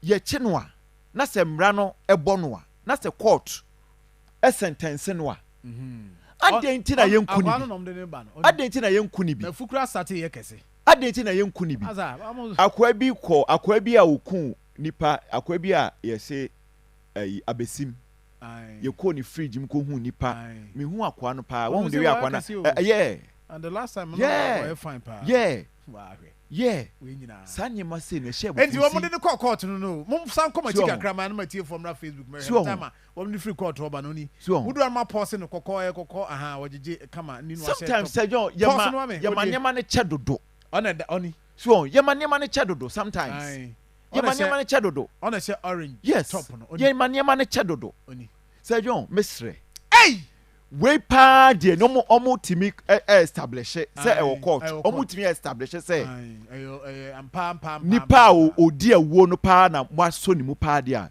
say John death penalty ni ba president na say minim say we say yeah justice ni che we be come be a 4 year 5 abesim ye said that so court say president or so say yeah the owoso yi say foforo na be ba so death penalty no sign me da say mama Ibrahim but minua police pani ba ko a ya na so boy kakrakra or say I have a concern to do a DNA analysis of a son there because some of the children have who or say some people have children who are not their biological ones, so this DNA of his son can spark another issue. And what is it? Yes, rather do that with his family. Intina, I'm saying mama count, and aneba. Sana, ave ebe na. Akwaya semfufro. Kebeiro, but nyame hu yamobu. Nyame Ibrahim. Say, aha, ntino, mami se mo keka yi nyina no, bo no to fam. So what you know?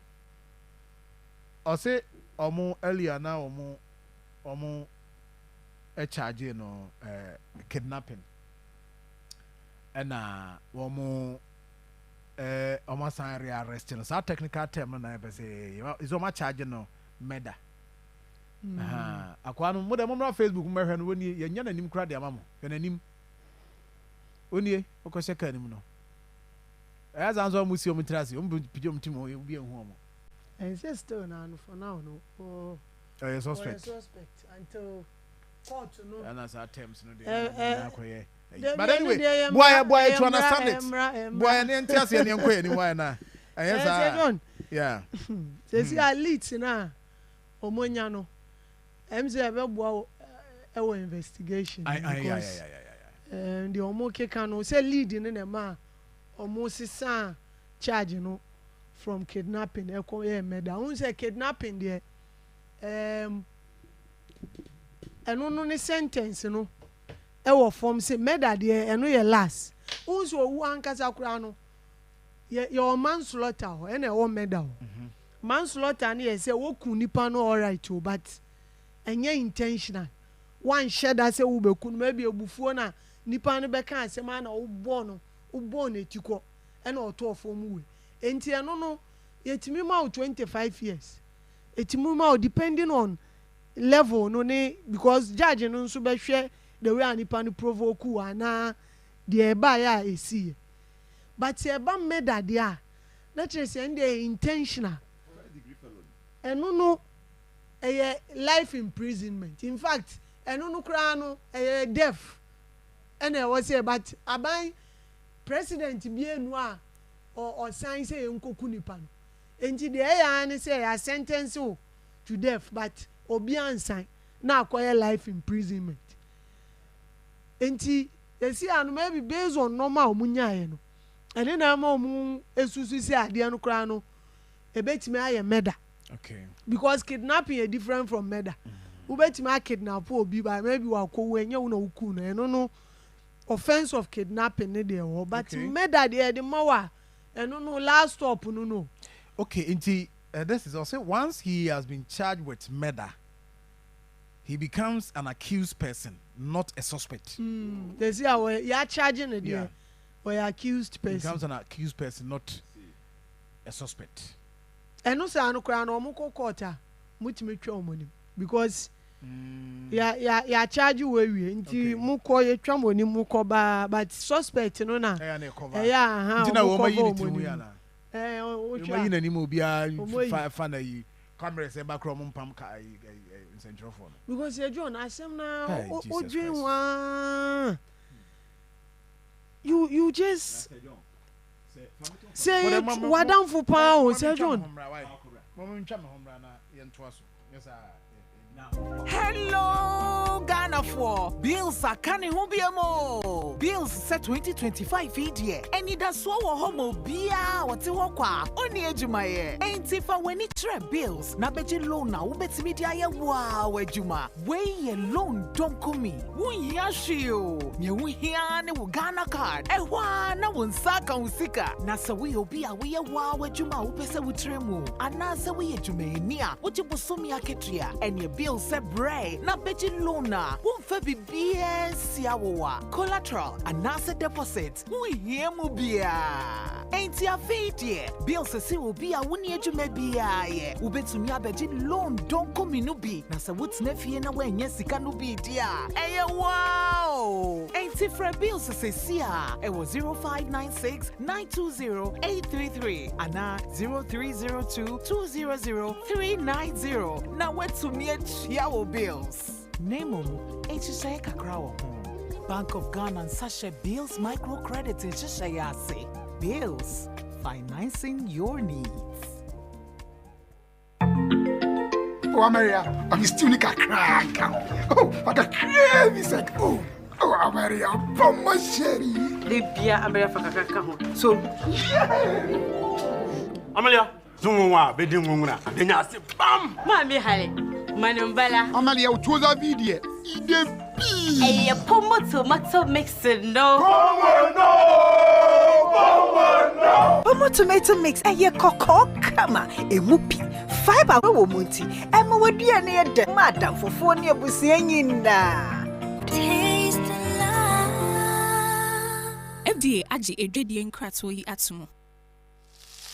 Me dear, affordable cooking oil is everything to me and my family. Sure, when I discovered that Frytol sachets come in different sizes, are affordable, and can be used to refill my original Frytol bottles, I switched fast from these Bubi Mame oils for the frying of my buffroots and for cooking all my favorite meals.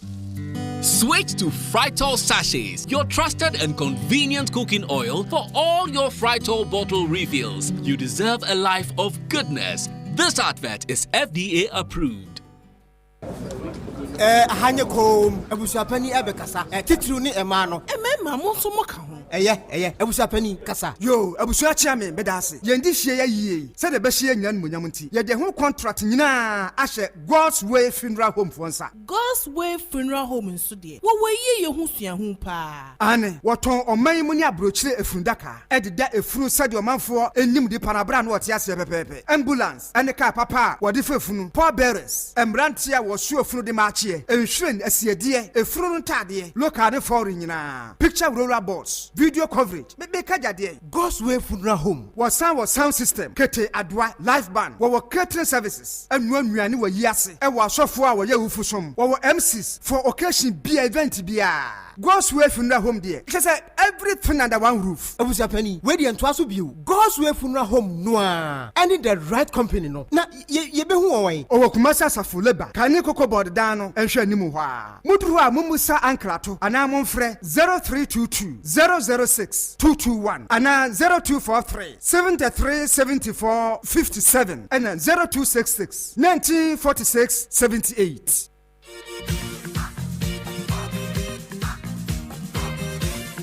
Ha ha ha! Fufu! Akoma from Fufu Party, Joiani Wayoa, free! Way I had the 4th edition of Akoma from Fufu Party. Afi J. Apostle, Memenda 9th August 2025. Ewa Sokwa Municipal Assembly. New Asafo MAJH School Park Nasoa. Yebe Difufuo, Nia Shinkwa Zero. Kayosa Kumefe Fufu Party, free. Yohian Wayua, Abwa for Madama. Yade Akoma Fufu Party de Bro. Grow fine about tonic makes you grow fine. Midima for clinic, Dr. Time Daso, Pomo tomato paste. Pomo no. Are you called seasoning powder? Koye pa. Akoma from Fufu Party, free. Yoyan Wayua, your media partners, TV3, Onia TV, 3news.com, and Onia Online. Higher, 87.9 FM, and of course, Yami Adomwa, Saturday, Betty's Kitchen, so ba. Betty Bow, stay bright and so ba. Stay bright now. I didn't quantano de chamso. Betty the Freeman Hotel. So, ever so on the economy. Sisi, our Tanoso. 4 so the chamso. The chamso 4. And overhead high. So. Overhead hano. Hey. Itachi nano heya. Nyabutre. I say now more. And after hours job ban so ewo Ofri Alonga Junction. Call airport roundabout. Don't say maybe a railway line fan. O cross here. Wah. No more. And Abembe Boom Choba. I like the name. Abembe Boom. Kaish. Abembe Boom Choba. Pankrono. And KG Sports. And so. Ewo nhyia so ye ben banners na me se nyame adomo a Saturday amra pomo ye di pomo tomato mix ewurade nyankopon re ma me na yo ano ati ase so ma me na yo ano we ayo we dey say ko fa me fi oba na omba is bi sikam ma fi nyesa dia enti pacha obomodin say nyame adoma Saturday we nya ibia me dey die ni ya o ni ekodidie me say de pomo tomato mix e na eye nkwan no pomo ye de fra be kwan pomo ye de fra nkate pomo abunabunu pomo just say I'm telling you unsa more 60 grams ni bi wo dwa so 110 grams 280 grams and afi 2.1 kg no so e wo ho mbacho bo modern why na fa bi ye aduane na ho ba fie na wodidi na obo ne tiri nkono bo nso gu so a oni je agie no oba na de man na de nsa tutum a ye mhwe me ba na yi metena ka mu na oboa aduane nkwa na nye de Evans no I'm telling you ho ba fie me kra say no me ba o de aduane ne ma ne wia no o de nsa tum aka say ye adwa we de mintimi ni o na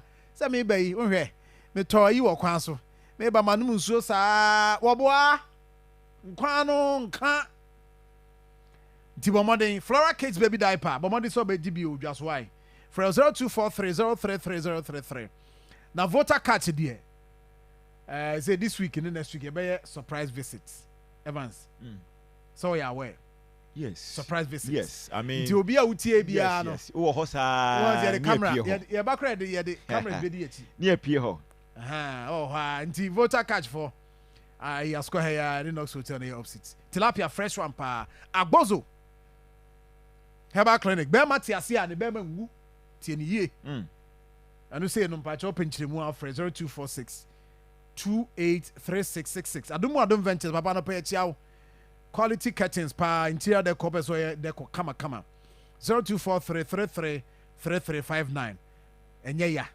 so bejo onu mu na obedru fie na afei evansinkum odan hu ze ubie obi a minim no bia na me tekane bia wa yire ne dan no pampe obi ne na yi ni gata chese wonam ho se ya omo bi hwene dem nya fe ehonye na mom sa wo tifie na wo ya yatum se da krubu okwase na be otimi bio dan to aya wo ye clean up wo boa ne dem fe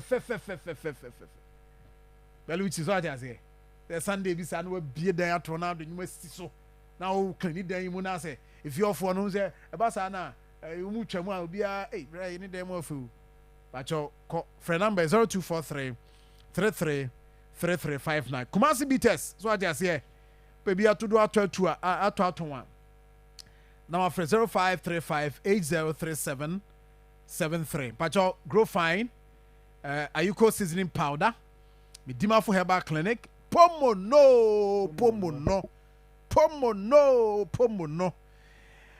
Sanso na esi a wutie mi na no purpose ka ko bills microcredit bills ebe ma usika odi akoye adwuma ko bi adwuma kama bills microcredit you hear no Ghana ka just call this number 0596 920833 0596 920833 na 0302 200390 Mame famo voice note ni bi aba na fe yentoa so ewo ho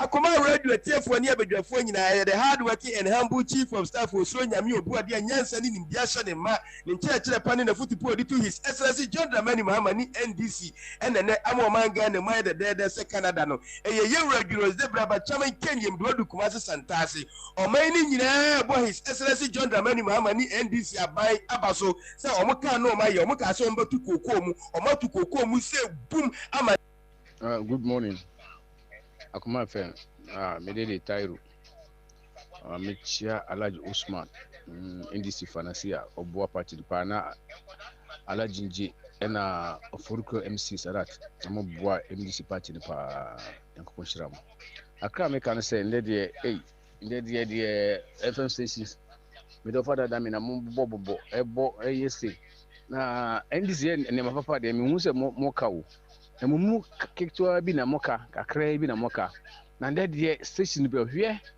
asana mo twense sa na ma we mbra na koko na yatum no mo mi sa say iros na ese. Good morning, Pacho friend Baba Ibrahim Kasafri Abu number 1 Asawasi constituency. Mami Chia the regional minister Dr. Franco Amakwani, Nemi Chia Jimaura Excellency John Dramani Mahama 24-hour economy will be a BDD. Evans asama woka efa koko asama we die wo hwe aban we a wa born home modin pa because ena wo hwe koko for almost 3 because wo hwe MPP tam no koko for almost soon because car MPP they account more. So John, me say can be more down issue ya beto ho ni ade. And some drop form the member issue are very complicated for the farmers. That comparison mamoyi. Tamana na NDC person no oye calculation no say MPP abai my ku afford say how many cocoa price ni saying. You see, these are the certain things that people need to calculate about it. Say no buy at the same price and that's what you know. They say now Omuka say $100,000 ton in there, those kind of thing. And I buy the same price and that's $100,000. And no buying all this high price here by there. What's what disappointing growth for? But here the case, there was a time where you say born pay at a certain level. So I'm just and I'm just baby a boy could read the saying Kamuti Kuyani see NKA. That I suggest Omanga said change peg cocoa price to 60 million. They say because of that period, the way cocoa bonus jump on cost a didn't see that. Offer only about couple of pesca get them no people quite so. Sir John, but say about where any mugas no home. I ban them too much na. Yenu be a young one. And the name one was Sir John. Cocoa a peanut ban was what they are to a year 120 cedis. Omodia to me. Won't make can was and buy more free fertilizer now can was him. Who's up upon the case God will punish our leaders now, and to catch us up with trade. And so I could for the next one, Calbe, agent of honor, so one come more than that, and then one by number. And he a cocoa farmer when the case God will punish our leaders, and also I would trade because one by number. But it's a John. So I ban way, Kotobikumaba, a ban way, nay, media kaba. Senor, good morning. It's 35 for India. Doesn't come up and get them out. 32 say. 35 months of the Mao. When you are a yard, you call on 35 for not to call the Mao. We are doing easy. When you're back about whenever I was put it wrong. With the summer penny, over 35 for the Mao. Yeah, good morning. Akoma a teophony at your four Michobia, Midindi Musabatua, Mikasafir Aswasi constituency. And the Kanu, my own boy is Excellency John Dramani Mahama. President of Ghana or Ka Obeyo, Yambona Basso Nij Media Woody Ma, a friend is saying Ghana mine, any cocoa farmers need now are too forcing our force to stabilize the economy in Yankupon Shan P. Nashe MPP for more Serepao and MPP and your gast. Kase NDCS should change friends and cocoa farmers. Tamna last year, no cocoa price in the air saying. No world market, none can say anything. No can say cocoa farmers much 12 million. None can say much 1,002 because at that time no cocoa price and a cost. No, so much almost say National. Good morning. A boy Basso Papa, that group in new producer. Na Ghana man penny so soon as the minister, a bebo ma Basso Papa. Oshe. Send $1 in a bar from Naste or met me a boa Ghana cook from the crack home. Some more for Traza. Ghana for you, Yenison, Yenibesopa farmers no. Tear donas. Now you're Urea Nan Nikas idea. Or no answer the year be na Ekasa. So, when you're Ghana buying who about true because Papa no didn't Papa ever my Yafu. The only say on radio. Akwasia wa taxi driver ni maminchia kwadubamba incoming national first vice chairman na machia lawyer just good year MPP general secretary still maintain and Francois incoming secretary wa Ashanti region na say kukubu on the way NDC for promise Ghana as on betum no enye no mo tum no ntomo fa bi nka ho na say me bisa say oman ya yetimu no this na dent na empanyifo de dollars eyo monyuma bi say for to sanfo ne kasa no or say $1 no rise cost wa kuku no be cost ro e ma form so na kuku na ba form na den o my Ghana ye Ghana ha edcd buy so dollars and mpanyifo de yo adwuma so jo me mo achi buru Oyibo Boatini, Midrodu Nibihi, Namincha Ramuku, Asante Regi, MPP Secretary, the neighbor, Justin Kodia from Po, MPP General Secretary, still maintain, Justin Kodia from Po, still maintain, and MPP Media Petros. Emira, your best SSB, a Buona bind the America from Debbie and so a panic catches on me 16 million and 17 million. I don't have any that's what I was saying 32 million. Are they? Bonnie Benequia for your Sergio, good morning. Isani official kokote na midwodro mamenche otifo na menche chairman na kuti na menche regional minister na menche asuka MC Amoka Mel na menche official sat MC Franco Samo Sergio ebe be say o man no yina yen kabu ne yakuro na yan fam pa bonta SLS John Dramani Mamachi na momu a ode baye no enye kama fama ye yina ebe je to say abanya wo baye ko yi enam sa momu ne nyintino Ghana ya kwire papa na ban wo ya ba na nema ya kofom dia inshallah onyan bompa ya mano na ono ne pamforo na nema nkuyi na ko Mira Sir John, Machuna Beja Fonina, Wadina Bear Film, the Dwadwa to Banteras and so much in Pesiaso. Mira Sir John Sebi, and other farming communities cocoa grain now. I reward Tessiho, a yet Siho, Obia the Sassunano, Sebia Bambe Cache. So almost found my cry 6,500. Then they could see saying, and I feel almost can say $1. So we know when you say $1, you find your politics. No one say cocoa price and find your politics. So we are clear for and can't show more. Say 7 times also more edible mayan and until the question to about my Good morning, Sir John. Michelle Pa, Pacho, a friend as my shoe, because a free as was one of Montaka Pefiaso. I dear MPP Air Cano. In Yadipa, ya 2 about Tiamo 1.7 million. In 2 Mucha and Kuano and a 2 Banatiamo. The same one Yadi. Yatuto Kukumwa, Mosisa. I think about 7 months, Isha Allah, who bet no petition 34 years. Sir John, good morning. I wish him so. I beg your phone now. Who ye? Nyamia see me share my life free. UK Evelyn. Sir John, the person me can say akoya we kum immigration officer pa die.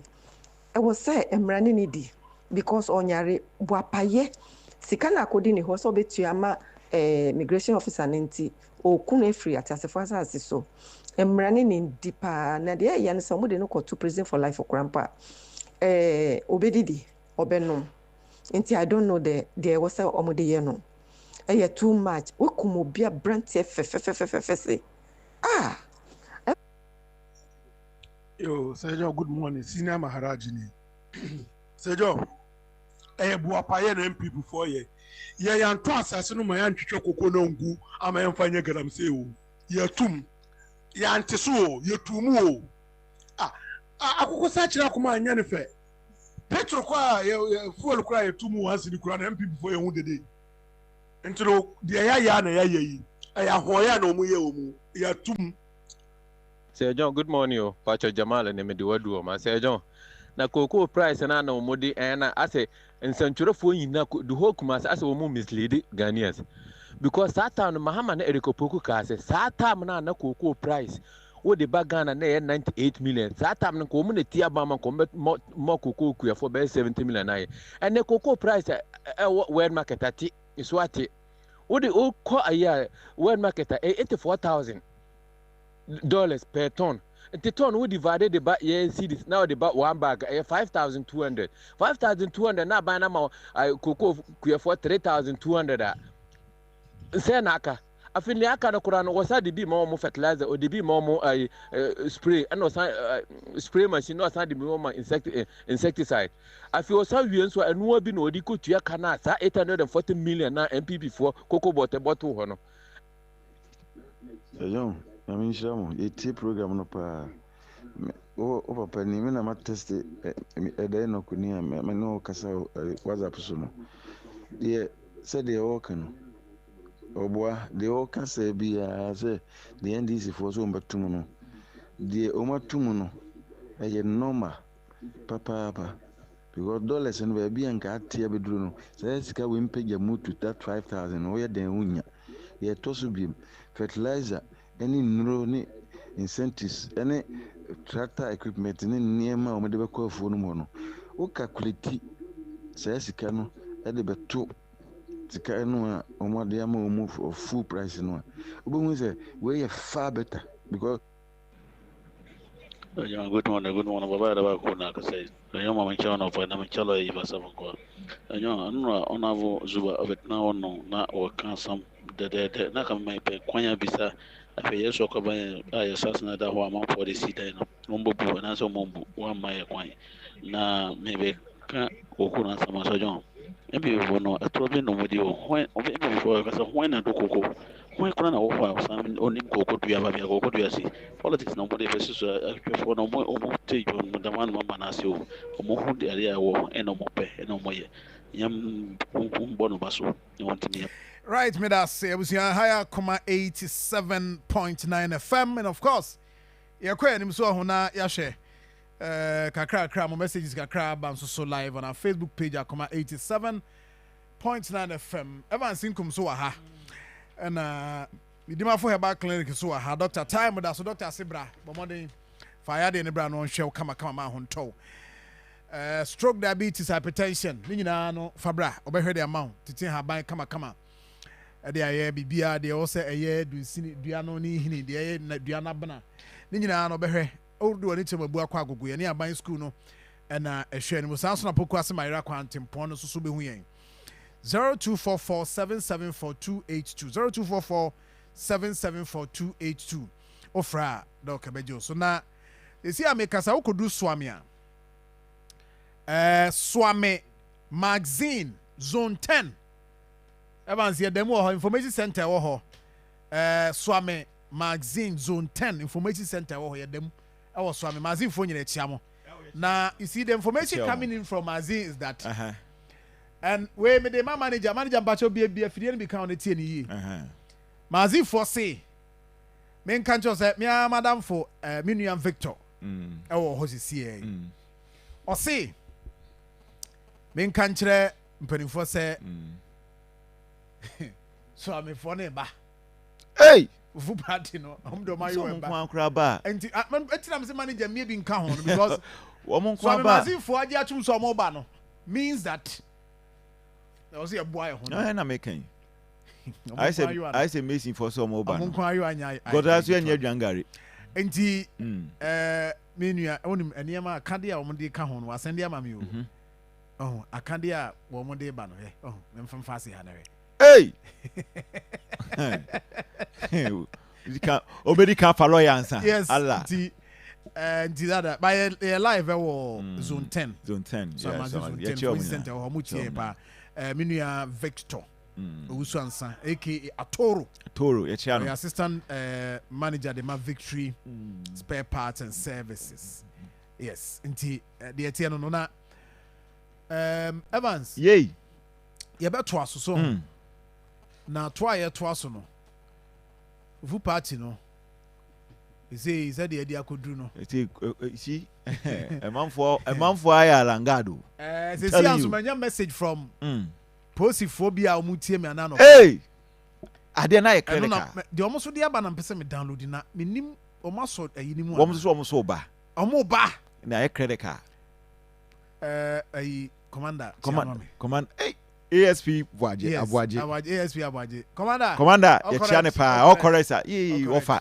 me offer no offer say for the other hard fire ai offer ejaya na you ranya go for me so for dwame se ma ya krabo ne se krabo ne de why bi mum but why krabo no say penny airport runabout hey Kaode superintendent Kaode hey onimo mi chief in fact oba me ya stubborn the woman say e wo say me ano me hwehwe wo because you nkomo bi di yeah e wo say me kram no call office o say ko chief all correct GRA boss Ghana Revenue Authority boss hey Ghana Prison Service boss regional commander yeah boss no regional commanders na hey ajumo ho COP Tekujo Chiano ani de be say ade de tell say edu ba bia na ya nkasa so yetete so nti Evans ye na de wunya asema nya de mekwa kogya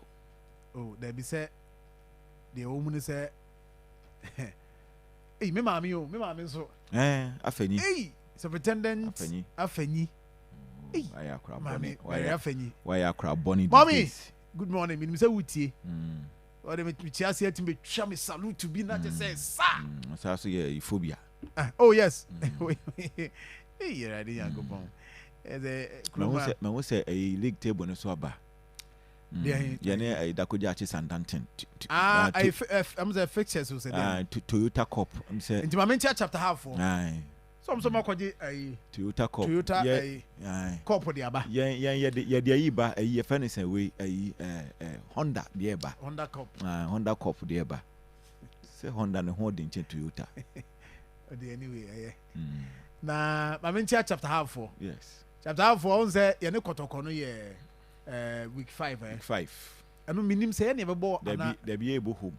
Enkran first. Okay. You see now on the base CBU. As a bet you better second you need better one. Aye. No, home no yeah. Ye home. First leg no yeah home. Second leg no yeah. Yeah ba. But when him say go home you yeah, nyehwe. When him say you car back on so crash fridge me. Democracy Cup. Hey, there be a Democracy Cup. Democracy Cup never. Democracy Cup. Instead say e beje enje. No, simple cry. Mama nche phobia. Prince Ali concern. Yes. But Sir John, ye di agro nyina no. Ye mokoto kwa baso. Oh yeah. Toyota Cup no Ghana nyina na mu no moje. On say so far ye nya akonya no. But it's because it's see no aso na Papa Lumba so free mo. Enti enya that vibe no. Enti ye mama baso. And your my idea pa. South Africa nko mo koje sa ade ni free idea. Grofo no mo hard and your my idea. Okay, this your friend is saying or say okay, Akoma fan club at Ayija. Amon so ba. Yeah, mom. They are coming. Mumra. Marcus, pay. They are coming, oh, they are coming. They are coming. Omba bedi dia busia for my emphasis on the entwaso ha. Fu party no dia no. Nyame adom ochena.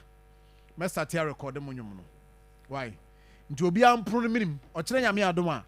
Na bia homa for enwum kama. Me da say Evansinkum. Yo, me da say. Ma discharge your wife. All right. Bye. All corona justice prempe. Yes. my own brother.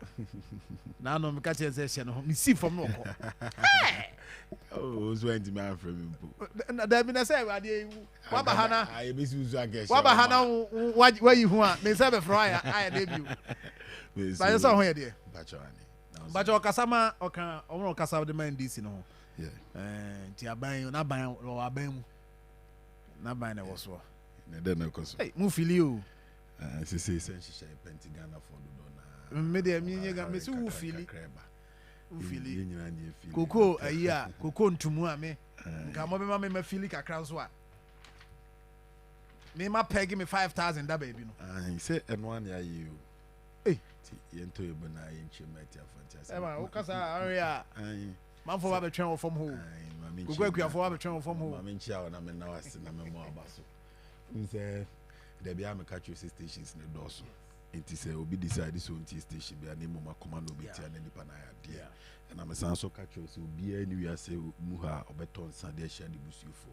Ti amanfo ti o na mo homode ankomagia. Exactly. Ti amanfo agebe o muti o no so che adwuma din awan kasa so ye de o. Ti ma menchia na memo abaso. Ye wa sentiment media enchia Dr. Frank Amakon. Na yen kan chense nyankopon sha no na adwuma din a o ye de bo asantiment mu se enimnya so ko I say I have for no self say who say oh yeah supervision in all the 43 districts in the region. Okay. For supervision say also projects, all projects in the Ashanti region. Say day-to-day administration, kwaya assembly ne faso mo de omudi omuduma. Who say branch no so ba o de nimunyam hyeso nko aba sentiment in the name of the NDC. Tie mo Dr. Frank Amakon na baso ne nkan cheni se nyakopon sha no. Na mencha lawyer Abbas Nuruddin, regional communications officer for the NDC. Famine Kraman why? Yeah, mona baso. Kajenzo obakrum ha. Waba ene kra. Tie de mi kan. Obakrum on you shedi pa. Mate. Why? Friend But you see chroma no Debbie wabaha no afro oh minua we wo chromo na wo ho ye de no kwe but e me fa djuma bia nhye na no na djuma bia nyifa bibia me hye no ja be ma se wa na wa flash no kra na adwen be de e be ba no ho so na no bi mi tuja bi na me se twiri tiri ho ba za dia na minua ya nya botre ya no ho botre but you see na odi koko hu komo na yenchia president mama na yenchia no finance minister na yenchia koko akuafo Ghana nyina na memfanchia kesi free NDC aso ya ne president mama aso ya de kanche Ghana koko akuafo se de o mase eno o madwuma den a o moye e de boa Ghana. But you see koko no this is something that we can explain that everybody can understand. Kuku no meaning.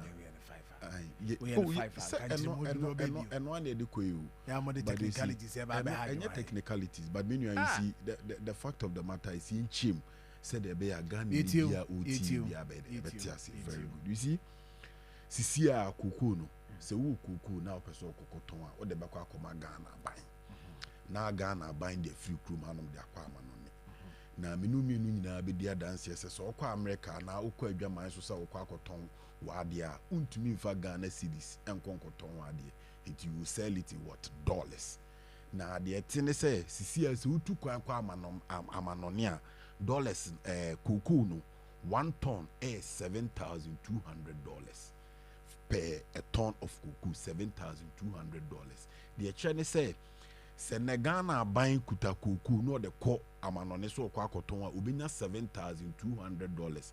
So what is $7,200 eba Ghana sikamu a equivalent to 720 million. Na che Senegana buying fa kuku ton ba kubia no the kwa amanone a onya 720 million ede ifrim. Ena yen NDC yo opposition no ye asema na ye kanyina na say so for obi ade na ukokoton na unya 720 million anyi bi kura no nipa na oye kuku oso onyamu nchichemu 70%. Inti out of 720 million na ye kokoton 1 ton na yinya no ye misi ye ho se NDC aban yi ba o ma kuku akuafo ne say ene president Mahama say se meton ade ne $7,200 no me bagan ha mema wu koko kuani no $5,040. This means that se Ghana buy kokoton ade no 720 million enam say dollar ne ye 10 Ghana cedis nti obeba be ma wu kuani no $5,040 which is equivalent to 500 million. Iti ene aban koton ade ne 720 million oba na wu koko kuani no wa brew 500 million. Na the entire can in 500 million is a cocoa near ton in tons. 16 bags of cocoa bia na 1 ton.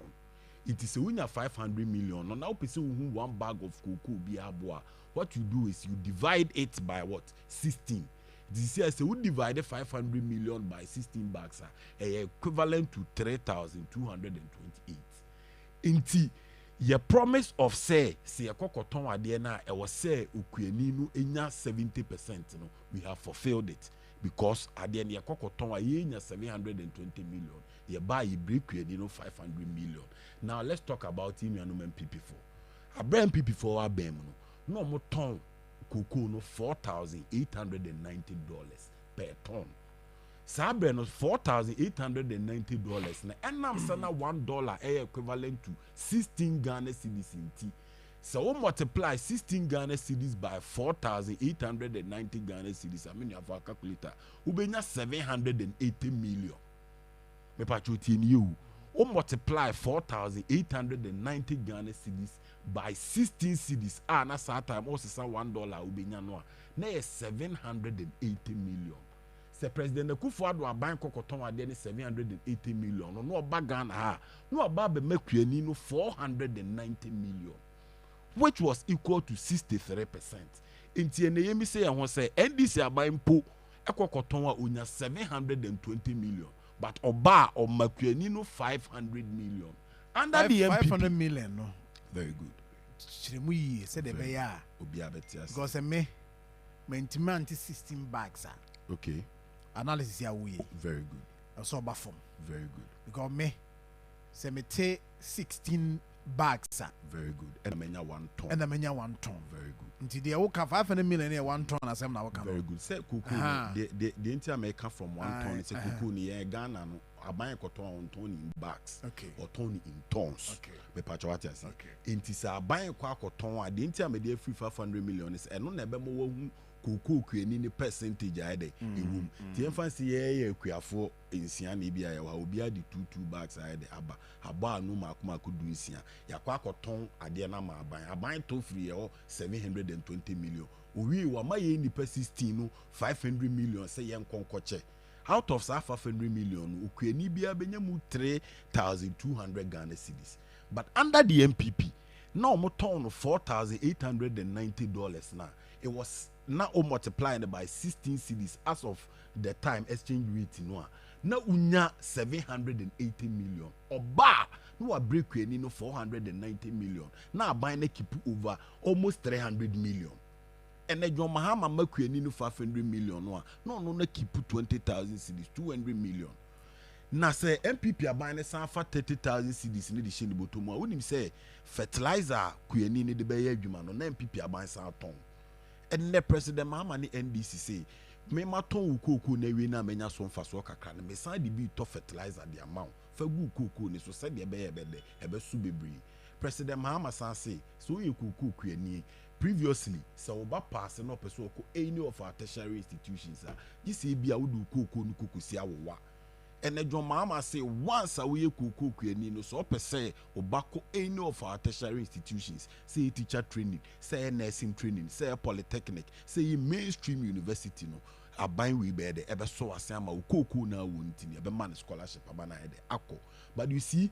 say ukuta sika menua what you look for is the purchasing power of the money sisi esa me ba studio a na me be 100 cedi mako be 7 ne kuta me so abonkum na me $100 ba kwa me pa cho de hin na be your man for me no di nkomo wadaro ube $1 na de ntia because dollar ni mu ye den eduru echen cedis no emfa ho say cedis no mako 7 no open $100 because the $100 is more significant or is more valuable than the 700 cedis you are holding.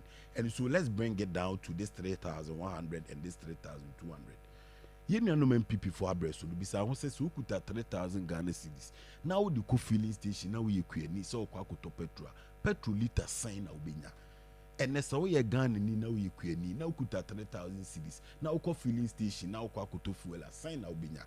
Ti emfa ma form se mi kwani ni de bia me wo ka keto bia me sori anopa eja me de ko afum kakra ko di me dwuma ti me ko bia me tofu 100 Ghana cedis under the MPP and I'm send a fuel 1 liter 15 Ghana cedis nti se mi kwani na me ko filling station na me kuta 100 cedis a menya fuel na metime nya be 6 liters but ni nyame adom enam say fuel ne bo about 13 cedis nti se mimi yokwani na me ko filling station na me kuta sa 100 Ghana cedis no a metime nya be 6 to 7 liters into the chair ne say se ukuta 3,000 Ghana cedis under the MPP na emunye duru ti se de ne ukuta 3,000 Ghana cedis emu duru no me ba cho what me nkomo no ameni udi na ase me to amitio pa ebiem se mimi yokoko kuani na me ba kusuku anase me ba wa kwantu na me sori na me ba ne se me send ne 1,000 Ghana cedis emre bi atwam no na agi se me san pe be 10 cedis anase 20 cedis ka 1,000 ne hu because aban dada ne se obeje me electronic levy ti na me cost no ayede akoso e na aban yi me yi sa electronic levy no ayede afi honum enti se wo send 1,000 cedis send 1,000 cedis no ayede efako e ne se me ye okuani na me yi 1 million de ma me yere so mfa nko ajusu dwum no so kwa akotom mo bag baako under the MPP me no nyina be dia dance se na mo bag baako ene nam 120 to 130 cedis but ene nyame adom ene mo bag baako obetime anya bi 65-70 Ghana cedis oh say yembese bebo product be but you know say uko market is 5 kg rice me say 65 cedis from saying from a bit from 120 cedis, from 130 cedis, from 150 cedis. Now, what per more one rice the Royal Aroma as of January, February, near ton almost 150 cedis, and then I'm 95 cedis. It's what I see. Very good. I be and I say a very big platform. I am friend na and penny for them. I'm for them free room. Said the bear the phone no abed. You understand? It's the best Gan and me and us who can be a wuti and say. NDC are buying the president. Mama, your boss I say, ye bema 70% of the money ye diso. Nemum a dollar no a yetimia stabilize the manai de enya hodeno. And nuntina unshe them in city terms no. And ne semi yukueni na sameba etimia kusuku no akudrama no ne. Na wa toka e dia send me. Na ka na ba be drew port na semekwa ko yi car no. Na me here $10,000 emri bi atwam no na je se me fa 1.5 billion which is equivalent to 150,000 cedis and ne me sa kuku kuani no a se nyame ya adom na me ne ma ba be gu port na me here $10,000 de akwa ko year me here 100,000 cedis chesa aban yi a save me 500 million 50,000 cedis it are the share there any the best share. So sika, you seek for the purchasing power of the money. Now let's look at something we call inflation. Inflation simply means the persistent rise of goods. It may patch minu nyina be dia dan say as of 2022-2023 inflation koyako could do 54%. And in nyame inflation na de about 13%. The Chinese say inne okoko kwani ni ko edwom akwa akodibia anase kukuku eni no o mani yiri sika so nkunku dibia na yire no wa hotoso se ade no a enu a oto ya na ye 10 cedi no enne obekọ no na esan de 10 cedi sa. I believe you get the argument I'm trying to make. I am following. One thing is so enu no man people for the SCA. We send ye kase kuku bo na wasenka yitimi tum ko 6,000 7,000. Do you know why that didn't happen? Very many am chim kaka. 2023-2024 kuku season. Ghana high one the syndicated loans and the kuku no. Se kasi syndicated loan na de change and say banks ahodo be brain no mind or maka boom and ye come on akwa jebosia. Na wo kwa ji loan no ade wo kire ne say wo kwa wo do certificate and asa wo do document be che bank kro ne say e bi afu we metima mamukuku 100,000 metric tons. Enti mo hwe kuku dodo a metimi di amamo so. Na mo hwe so mfa mamo besia no. As of 2023-2024, ye syndicated loan and was a supply kuku. Ye intimia supply 333,000 metric tons of kuku. It is over in 2024-2025 no.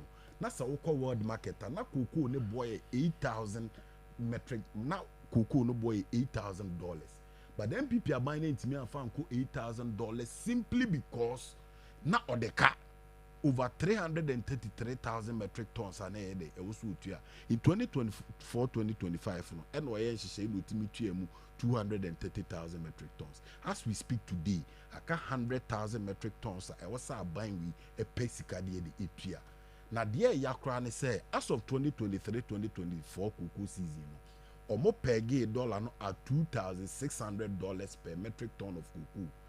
Ena ye intimian supply almost 300,000 inti ene cocoa mako 100,000 metric tons. Even though say born cost $7,000, ni intimi ton $7,000. He was say a ton $2,600. Na e reflect 2023-2024 negotiations na e. It has always been a case because I maybe about already that issue. Say outstanding it is over here in 2017-2018 Oman to kuku. Yeah, that's true. 2019 and to kuku. That's true. This government has made a very significant move. Unim the reason to Oman to kuku. Na ye roll over and I say kuku and I was some eboa maye toni na 50,000 metric tons. Okay, so as of 50,000 metric tons and no major almost 100,000 metric tons. Na the yakra say as of time and ye negotiations no na cocoa pricing in the world market no e was ropa it me pegging at a rate na eboa Ghana but a bar in 2017 ye benya sika ni bi mum ye de eka but this time around no I didn't $2,600 in 2023 she say cost $7,000 it the chances say no kuta fun na obetima ton 70 million na by force I was so turn to 26 million because but even that the okay no e cost so said the Kenya say yes syndication any honiema aban crab am I clear as to where Ubinya sika crowd to cocoa this time I said this time they no syndication. No syndication. Yeah, I be reason here. Ghana buy and nothing na yet may be a cocoa season in terminal. Because mostly cocoa seasons are opened in September and October. Yeah. But this time, because say, nye na ye kwa jibesia free bank bia ho na emum ye de yanka se sika na ye de nunti aban net me be de abie ne ntem. But Ghana for say mo catch re mo say yes the who can nyina say na I was say aban no wanya one o man de nie because buy the MPP for agya wa chire the other sika sem ne ade o hwaka. And for say, catch almost say, better price. You give us cocoa price a very, if I'm penny in early this year. I think that was April, May, June or something. Yeah. What kind? Yeah. Say cocoa buona ebebano. Very good. Said the cocoa for any besia jama. And your mama has kept the promise. Dear, in fact, dear, only cocoa. Crown be pe say or be pass us. No, they are Koduku. And they are by 3,228 there. 128 Ghana cedis. Very good. But the NIA can say, in percentage wise. I resort here. Maybe autopano now, maybe ban my Japan or Macquaco. For percentage, the other thing mean I but the issue here is that at the end of the very a mass has some buy wait because you see sir city analysis are we very good a factual very good in fact yeah no more yeah economics cry bit much them say no correct very good it is so today it is so tomorrow it will be the same thing tomorrow said yeah forever internet they working world market price very good and no zone who control very good I the same thing today tomorrow, future, whatever, 10 years time, it will be the same. You knew that in NPP, that time NPP, you knew it. There is an explanation to it. And I was still now share and the other very good. You knew it. Because the NPP was hiding something we didn't know. I didn't know what hiding. Very good. We never knew that. No more they can over 333,000 metric tons. And according to Dr. Randiabi, the chief executive officer, if he's lying, I'm also lying. And Papa say, even in his handing over notes, name that says they over 333,000 metric tons. Now when the entire NDC position, as of 2024-2025, now world price market na 4,890. Now equivalent to almost $8,000 to $9,000. And now cocoa na Ghana ni bia betime almost 9,000 Ghana cedis. It the near can say then now cocoa will be at the 90 million. Now ba now wa brain pano 30 million. But and ye kwa ye cocoa at the end 720 million. Ye ba near break in 500 million. Then the pana the enya 3,200. It the can say politics of deceiving.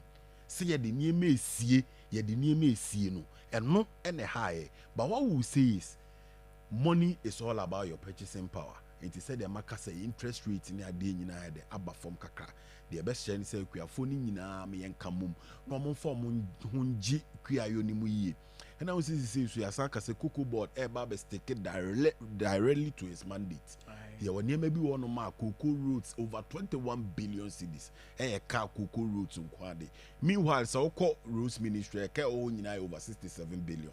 Not just say cocoa board now, no Obabe road ministry, no crown kwa kakre yabro road ministry, na any road ministry, na the IEP. He was a cocoa board focusing on his core mandate.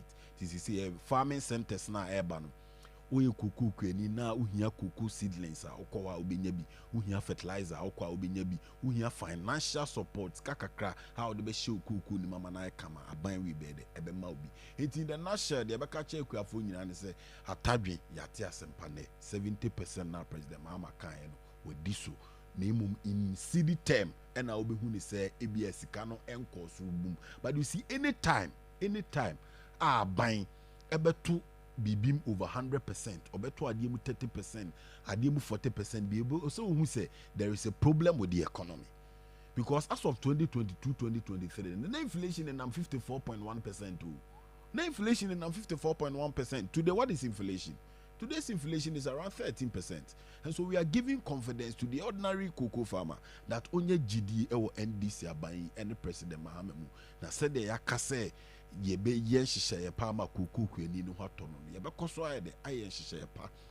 We say no fee stress policy this so air koso. It's a way kweni a first year no buy 12 fees and do fees amount. 4 years in ya do cocoa ne buy you who say cocoa near who school 4 years ni na free. And this is something that we should commend the government about. So on paper, you can say that, but no fee stress necessary. No, me can't scholarship. No. Because on the pen, me can say there are people. That's what I'm saying. So can say more by ambassador, more by ambassador said here. I didn't say more. Abe, very good. And the Aboma Basso. 30 years when I'm making. Kukwekwa futi mi bra no ko perfecta izo tia 8 cities izo tia 80 cities izo tia 100 cities but then now buying is free of charge. So that's what I'm saying say yeah model am dey be anyhow mo be hu adwuma na yeah I say very committed and then we are very ready to do it. So all I will tell our cocoa farmers is say Obianka na come Anthony right now I appreciate this government now on funding into the economic gains kakra mind we hear the air chopping ni nyina enye the rally behind the government. We say as of 2023 MPP are buying auto salaries 30% too into most of my buy no sika die bebrebe enso ntimi fa ntohwe sika bebrebe ntimi fa ntohwe enne kuku kwani no so kwakoto iron rod na nam 9,700 cedis no enne kuku kwani na eto no less than 7,000 cedis. Until when you know a significant improvement ahead by economy. Now, I'm sure my a corporate mine and no one some kakrana. Yeah, I become one. I buy say or China Miadoma. I will change your coupon as the mamma era of Amabontino was the Babelanchino was to make a young butch and a young Bamako. What is it about there? Very good. I mean, sure, we say. Previously, people are bank of IDB by a friend community mining. Community mining, now I see the city na nene galamsin sunsun ye bieni because unim se me tie na me nuame hu se concession bi da me feature chia na me hu se honom kra ye si good kakra ho no ansa me kwa kope buyer na ma pem rantie kakra o mo excavator rantie kakra o mo chamfine machine na me no ma be go near too good near ko there was no supervision. Yes, I say a community mining. Obeko community honom no hina wo krumo district chief executive officer wo krumo no krampo nim se to krumo ase amanfo digala ho. And na President Muhammad Kese there so die. Ese nya de bia a friend say cooperative mining. That's our cooperative mining no. The eba be any one. The eba be forming a local supervising committee and the national oversight committee. Local supervising committee no ebe comprise of your district chief executives. Himfo our communities na good na nasisi kakoko na wono tax force forestry commission police all security heads ye do mo beto local supervision committee ni so ni asan ba be nya a national supervisory committee ha sa national supervisory committee no omomom ene namo a omo be de omo ba hwe yenuano mo local level no until this time around no say obi wo ho no ma no akonkan na ebia oni Yira Kofi Amabo a connection no akuhu Yira Kofi Amabo a mesrewa ma me license na me fa nko mining na enam se Yira Amabo anim na onim opanyi bi wa ban mu ti bo si assign krata na ma no ahemfo ni DC omo kru na etu gold ni wo mu no omo to omo kru ma obehu an se sikani bi aba kru mo se abanya ma ne license so mfa metu sika koko kru mo this time jo mama se ye mo bi akwan ma ni nkoje license in free baby emfa mba community bi agise community no mo ankasa ma jepene atro krata de atoso se nipa asemasi ye ma ne krata ma ne nye de emfa ma ye mining na say ye san ma say nipa no kwan so ma ye mining no ani a make sure say enhyehyeye ni bibi a ohun bia no committee ni de ehwe so ni asan nya a national inspectorate committee ha national inspectorate committee ni so na dwuma be nyina ne say onu de obefiri nkran aba nti say we local committee na wo hye ho na so ni nipa na ye de license ama ne say onya mine ne ye connection a wote ho no ma na nkofo fi nkran o ma ba no ma ba be kyemo ti we nyina ye ne o ma ye pese ye de ye boa he na so be kai say nansi ya Anglo Good Oboase ɛna mmeranteɛ bi ɛto abɛwie yɛ sɛ ɔmo nso se ɔmo concession nti ɔmo kɔdidi Anglo Gold for asase so ɛda ne tututu mmeranteɛ no bi ɛhwehwɛ ɔmo nkwa ne adeɛ no nti ɛna yɛ launch program na wɔ Oboase no President Mahama ne NDC a yɛwura Kofi Amabo adi anim wɔ Lands and Natural Resources Ministry yɛ 2 million Anglo Gold for di nkɔmmɔ asere ɔmo sɛ ɔmo concession na ɔmo wɔ no yɛ wɔ baabi wɔ no mo a yɛn nyinaa yɛnim sɛ ɔmo adidi hɔ agyae enso gold ne de da so ye de ewo ho ye obabi honom soso krampo no mu nyanko honom so mo ye de omo kwa kodidi President Mahama ni NDC asere omo so omo adaroma omo ma emrante ne baabi kakra a omo so be de ebe kwa kodidi said de be ya enkonkofa clashes between the large scale miners and then the Medasipa menua Justice, thank you very much. Abusia Akoma 87.9 FM na izawaje Bajo ho ye de na nyame adomo me ho ye na me sori me fa ba bi kakra entina ma ne ze di akai anya obebo ni nyina ya kan mo mfa nyina ma ah ye de ma o fa ni mienu o de be free hifa o de be free koko me fa koko de na koko sa no ne fresh news aba system no eno anwumre kura ne ye ka ho asem o Hello FM enti eno ana ye beka ansa na bebe fufuro bi a ho a yaba so but mamini kan fa nchia amatiefo any management crew say there be amofra ye my bahana fe so over the weekend ye nyina ye dwumto ni aye ni agye ne ho dadi lumba in fact nwumto fo kuo no esa Salmons ne nkrofo any lovers of music high life music any the whole Ghana in fact dadi lumba 1 week no omo ya the Saturday no me am hwe vigil no bi o TV so omo ya de pa nwumtofo bebre na ye no omo atra Ghana ha omo afri mu but we kwan a omo afa so a ye su no no me say efe na me nso me de ma no betum bi say national your friend say state barrier no ye mani bia me feel say beboa because daddy lumba de we obi ana na nwumto no or the kanipa boom I quite remember say former president Kufuor any Papa J no omuntem na Papa J emu anu ama boom speech boom 1 boom 2 boom 3 sa enti wo mkoshi afanshin bi ase lumba ebonyomo no na Papa J ne na yere amekuna du sa na president Kufuor nso sa na lumba koso president Kufuor nsa na lumba ai Papa J friends Kufuor ebeje amekuna du free Papa J nsem no na sai eno ano no free ho no boom speech ni nyina agyae o montem ye kam enti so otimi eye ade na seemingly feuding fashion so otimi ka o mobomu a na che se wo no o artistic talent no wa use no yi enti lumba de me gedi se ye nyina ye be ka ho ne amane state barrier. Now let us come to the cocoa issues. In fact eno amewere ho imu mewere ho pa se ye man mu mpanimfo wo nse da bia me ba me ka sese John ye partisan politicians no wo mo ane ye mpanimfo mo amoni ye mpanimfo ehia bibia mo amo ho ne ye beba ye pemwa bia mo ho ne ye beba na afi nso kra no twere no kra di kan aka se oman mu mpanimfo ye mfa buo mamo nti obi ani di mu atem because mo na nyame de mu asiye so ye ntimi ni mu atem ye ntimi nka se boni bia enkyere mo but niema bi wo ho a wo mo ya na they are forcing us to question them say enti are these the people that we voted for sa nipa we ne yakodi lie so gina wiem eto abama a wo mo pense mo mo kan ya ye gina so to abama wo no eni ana. Can you believe, can you imagine at forcing you are telling us say what to kokomu from let me state the value. What to kokomu 62.58%. Workers are now dollar terms in Kwanu use you from $3,100 per ton to $5,040 per ton. Which means that representing 62.58%. And unti ayade yamo yensem na yemfa emam ayade. But at the end of the day, cocoa farmer no be say last year me cocoa one bag aban tono 3,100. Afi oto ne say na say na abeka ho.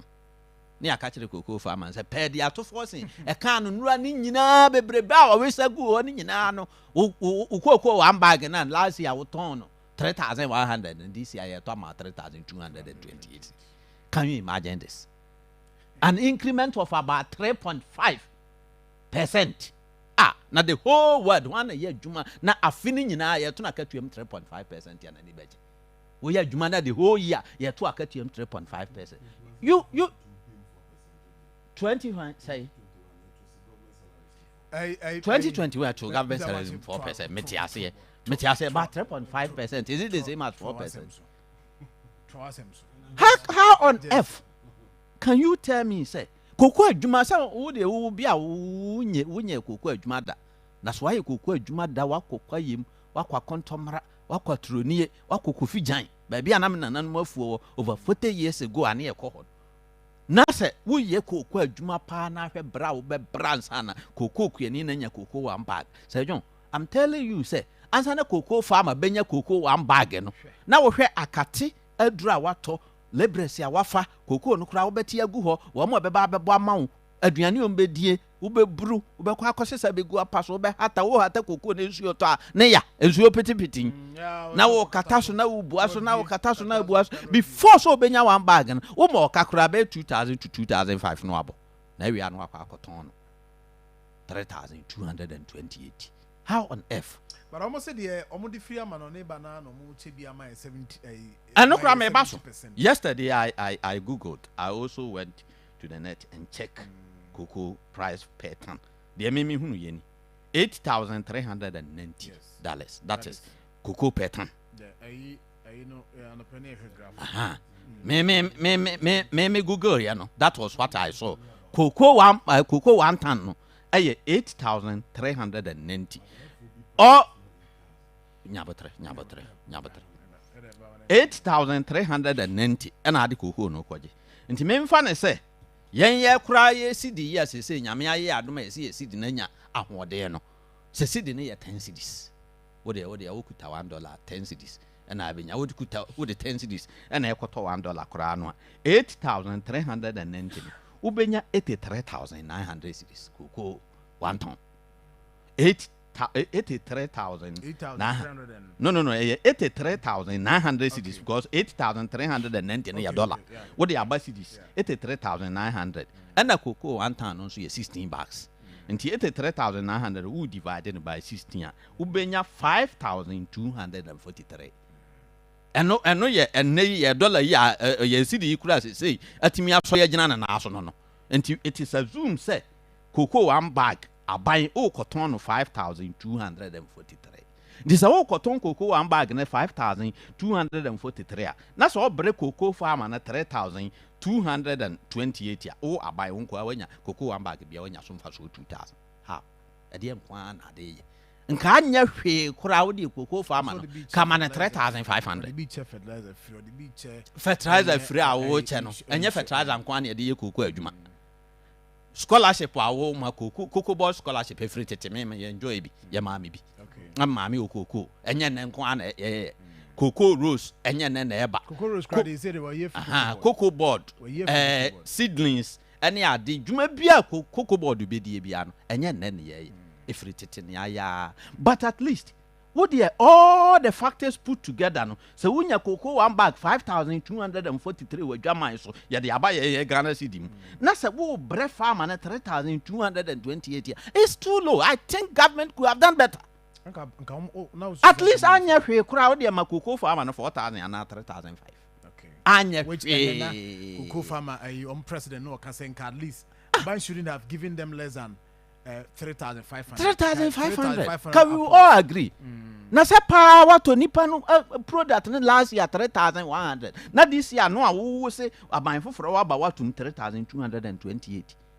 And an apprentice is sitting here justify say. Ede na tell say we we cocoa farmer na cocoa farmer ba asem we be you anije. How on earth? How on was saying something to her, such a near Casatra, partisan politicians, and said, Master, you are not dealing well with us, the ordinary citizens. So, John Bedru baby at the ballot boss, Bessie Hall, one hand on my background for ballot people because of the nature and the way our politicians are dealing with the good people of Ghana. Nyame anya Bedru baby near the ballot boss, you are Obiam Fahi in Kotum. This is daylight robbery. Cheating. At the end, as you can, wo aban ni cocoa board no kwa mo de eye. And right, can't. Obi see your friend say Randy Abino, one a CEO of Cocoa Board. Say one pharmacy be she now was J or margin normal say. And I'm say increment from 3,100 to 3,200 per bag of cocoa. No. Cocoa farmer Ben what Ghana were level headed there. Right increment being our Becca says our price way a year. A dear na way a bam me aye. A womb and yama bore a stabilizer kakra. But one more babo cocoa no say more crana if you do a more. A more bag not less than 700. And one and our better yatiso kakra. But yatiswa here. Cementi aban by yes yateso kakra yateswa hia iron rods yes yateso kakra yateswa hia so enti se nipa ne purchasing power no reduce no to this level now person cocoa farmer o person survive and so person kunu every we ase enti me honestly speaking the cocoa price na aban na so no onko no nsamra biem onko review price na me atofo na ne chese enra ne ho ye me nwanwan ye wo kasa you could even mention one figure in cedis everything was in dollars na atofo wo sorry na se wo yisika ama wo yere so mfa nkodwom enkoto tomatoes emfa mra ma ye waduane a wo ba ne tidia na ama dollar wo kodura adwumam na wo yisika ma wadwuma efo so mfa nkoto dokoro mra wuni a eye cedi na ye na ye dollar Ghana ye di dollar Cocoa farmer na yeto yetuanka in dollar. You see this near the adwuma. And if you were mentioning all the figures in dollars here, whom were you deceiving? One other. Open so say in dollar term there. Just what to a cost. But one now you know who said no. Nipa na make quota the na free no e cedi nam de bemano. Enti in cedi term no say pam penny ampa inu ya ampa me ato force sem papa cocoa farmer. And last year I'm turning cocoa one bag 3,001. And this year make kwa catch and say me turn cocoa one bag 3,280 with the increment of only 120 cedis here. And think papa be nda na nyende. You couldn't ask all the you couldn't even think of all these questions. Now better now you expecting we the ordinary citizens of Ghana say wow there the director no say say yen ordinary farmers and yen ordinary citizens asem we ya wo beka no ye beji edi ni abo ye nsam ama we mad enti wo person say aboba da mo ana ade na say ade na wo kan be ye different from after forcing wo the wa mu pani ye wo beka ye wo kan ni say wo say sisi ye ton ade no $8,390 that is what is on the net. Very good. But there is something, what price market is different from the FOB price. FOB price near the Ghana buying be decided say or beton or a gamma. Now the internet price can say price. Very good, very good. You have brought a very fine question. Would him say in 2023-2024 cocoa season or my way the cocoa neka I will see you 100,000 metric tons. Has our cocoa numpo or my pegin at $1 of $2,600. It is say your cocoa na a day qua bruchini in ano, Marco 100,000 metric tons. And ne, I was thinking a ton $8,000 said the wokan. Yet mean ton is because ye the 100,000 that what has that got to do with the cocoa for the ordinary cocoa farmer? Ordinary cocoa farmer. One is slow as a quadeca. One will probably tell one na who call ya who yes and no account. Are you all not politicians?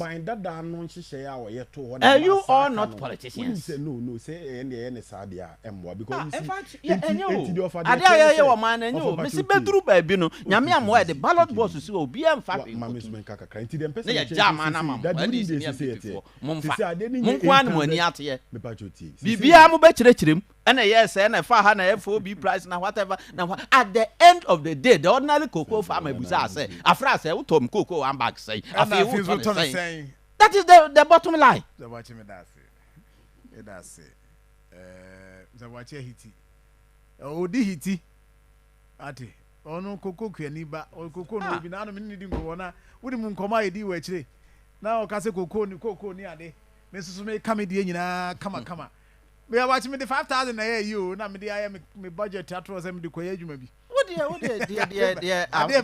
near me kono kra no. 5,000 dey nka unya.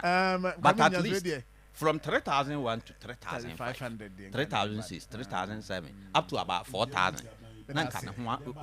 Me da say yenya bre for that. Well, question na ubusa no. Yenya bre for that patch. Yen fancy na yen sorry na. Yen ko. Yes. Nyame adoma yen be share fridge na. Ya to us next week. Yeah, birthday. Yes. Na ya wish it. Special birthdays na for your sorry. And see that is that. Now, yeah, birthdays Beluchi.